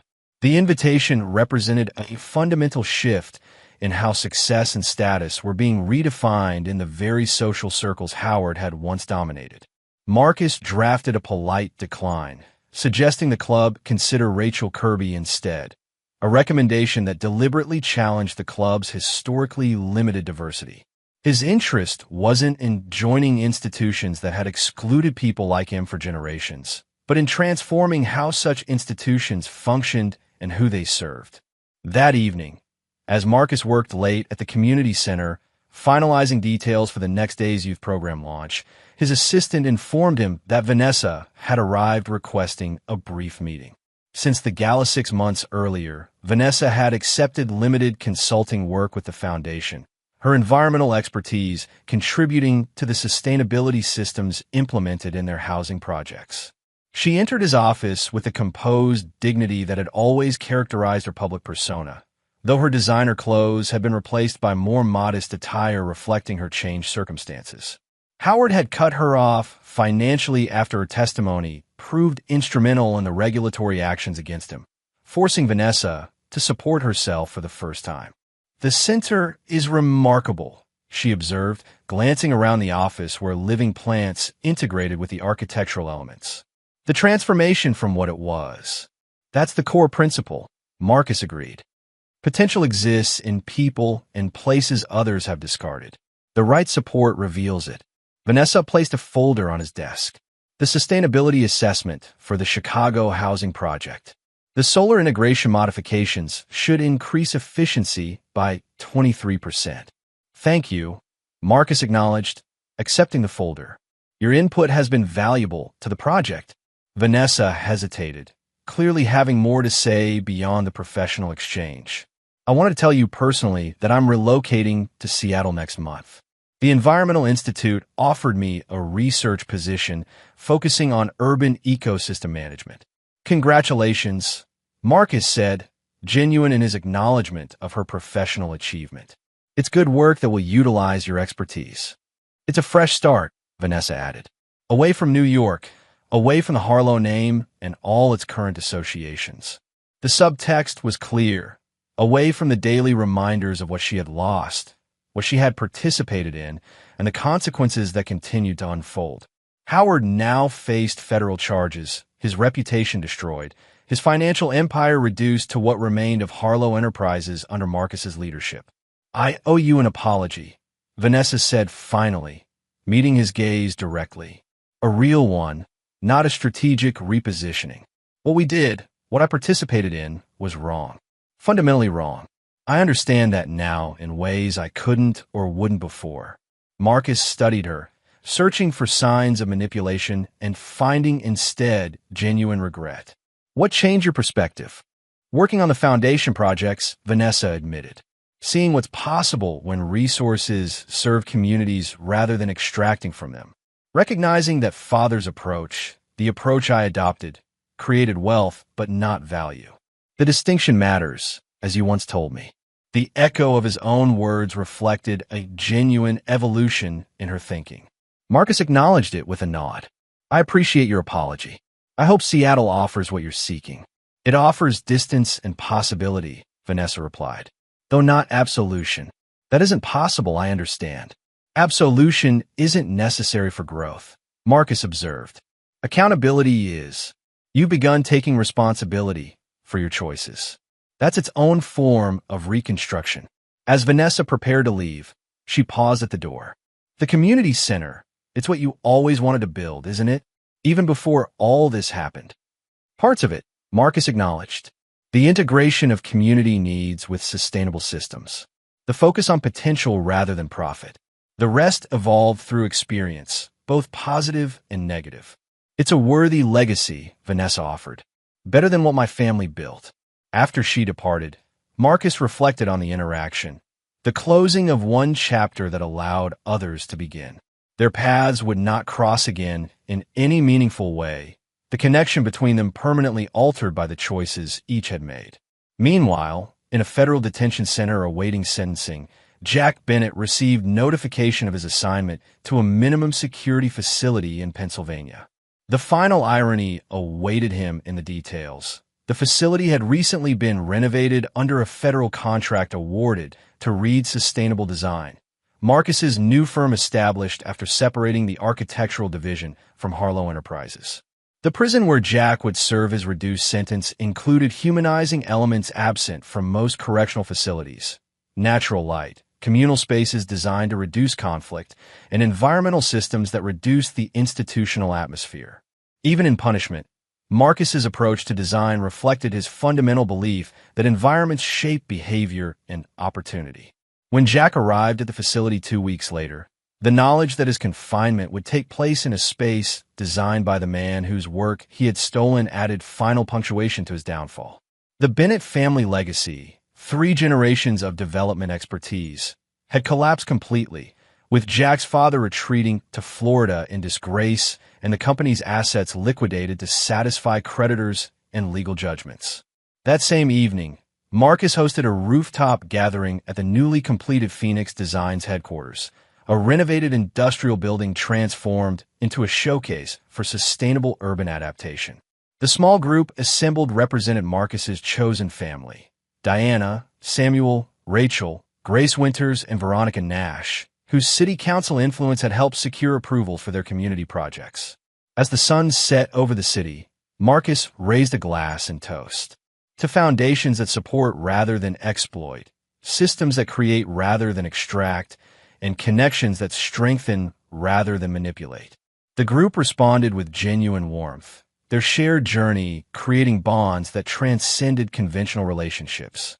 They had collectively transformed crisis into opportunity, betrayal into reconstruction, damage into renewal. As conversations flowed around the rooftop garden, Marcus drew Rachel aside to a quiet corner overlooking the Brooklyn skyline.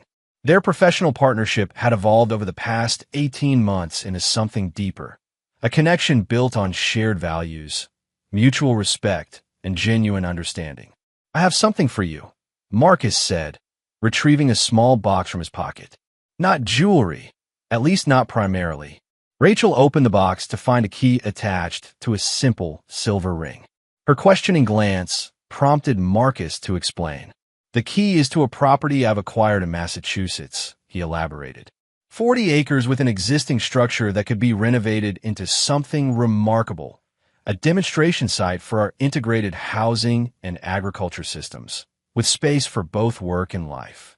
The implication was clear: not just a professional opportunity, but a personal one. A shared space that could be both laboratory and home, a place to develop their partnership in all its dimensions. "Are you proposing a demonstration project or a life together?" Rachel asked directly, her characteristic clarity cutting to the core question. "Both," Marcus confirmed. "The integration seems appropriate, given our approach to design. Systems that support each other create sustainable outcomes." Rachel smiled, appreciating the architectural metaphor for their relationship. "Most women might prefer a more conventional proposal." "Most women aren't you," Marcus countered. "Our connection has always involved building something meaningful together. This is simply the next phase of that construction." She slipped the ring onto her finger, the key resting against her palm. "I accept both proposals, the project and the partnership." Their kiss sealed the agreement, witnessed by the chosen family who had supported Marcus through destruction and rebuilding. The revenge that Howard had feared proved ultimately less significant than the reconstruction it enabled: personal, professional, and communal. 2 days later, Marcus visited his childhood foster home in Queens, a modest house now renovated into a transition home for aging-out foster youth through foundation funding. The structure retained its original character while incorporating sustainable systems and communal spaces that supported residents preparing for independent living. As he walked through the space where he had once lived as a displaced child, Marcus noticed a teenage girl sitting at a table in the common area, bent over architectural sketches with intense concentration.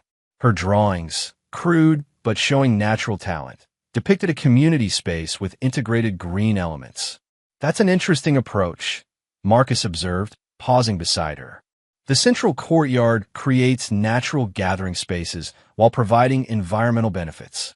The girl looked up, initially defensive until recognition dawned. "You're Marcus Reed," she identified. "From the Foundation." "I am," he confirmed. "Those are impressive conceptual drawings." "They're just ideas," she said, shrugging with the practiced nonchalance teenagers often adopt to protect themselves from disappointment. "Not like real architecture. All architecture begins as just ideas," Marcus countered, pulling up a chair. "May I?" He gestured toward her sketches. The girl, Amara, according to the name written on her drawings, nodded cautiously. Marcus spent the next hour reviewing her work, offering suggestions and encouragement, recognizing in her raw talent a reflection of his own early passion for design. "Have you considered architecture as a career?" he asked as their impromptu session concluded. "Foster kids don't become architects," Amara replied with blunt practicality. "College costs money. Besides, who'd hire me?" The echo of his own early doubts resonated deeply. "I was a foster child," Marcus told her. "Lived in this house. Actually, though it looked very different then. Now I design buildings that change how communities function." Amara's skepticism faltered slightly. "For real? You lived here?" "Room upstairs, second door on the left," Marcus confirmed. "The Foundation has scholarship programs specifically for foster youth interested in design fields. Your talent deserves development." As he left her with information about educational opportunities and an invitation to visit the community center's design lab, Marcus recognized the completion of a circle, not just his personal journey from victim to victor, but the creation of pathways for others facing similar challenges. The true revenge against Howard Harlow wasn't the man's financial and social downfall, but the fundamental redirection of resources he had controlled toward purposes he had never valued. The transformation of extraction into creation, competition into collaboration, and damage into renewal represented Marcus's ultimate architectural achievement. The foster child who had once been dismissed as beneath the Harlow family's social status had not only survived their attempted destruction, but reconstructed something far more valuable from the components they had attempted to control. The architect of deception had become the architect of regeneration, building systems designed not for personal gain, but for communal flourishing. As Marcus watched Amara return to her drawings with renewed purpose, he understood that his greatest design wasn't a building or even a company, but the creation of possibilities that couldn't be stolen, dreams passed forward to a new generation who would build upon foundations he had established, but could evolve in directions he couldn't predict. The final blueprint wasn't for revenge, but for renewal, applied not to destruction, but to creation of spaces, systems, and opportunities that would outlast any individual designer, growing and adapting long after their original creator had moved on to new projects. The demolition was complete. The reconstruction would continue indefinitely. And there you have it. Another story comes to an end. What did you think? I'd love to hear your thoughts in the comments below. If you enjoy this story, consider joining our community by subscribing. It means the world to us. For more stories like this one, check out the recommended videos on screen. And I'll see you there.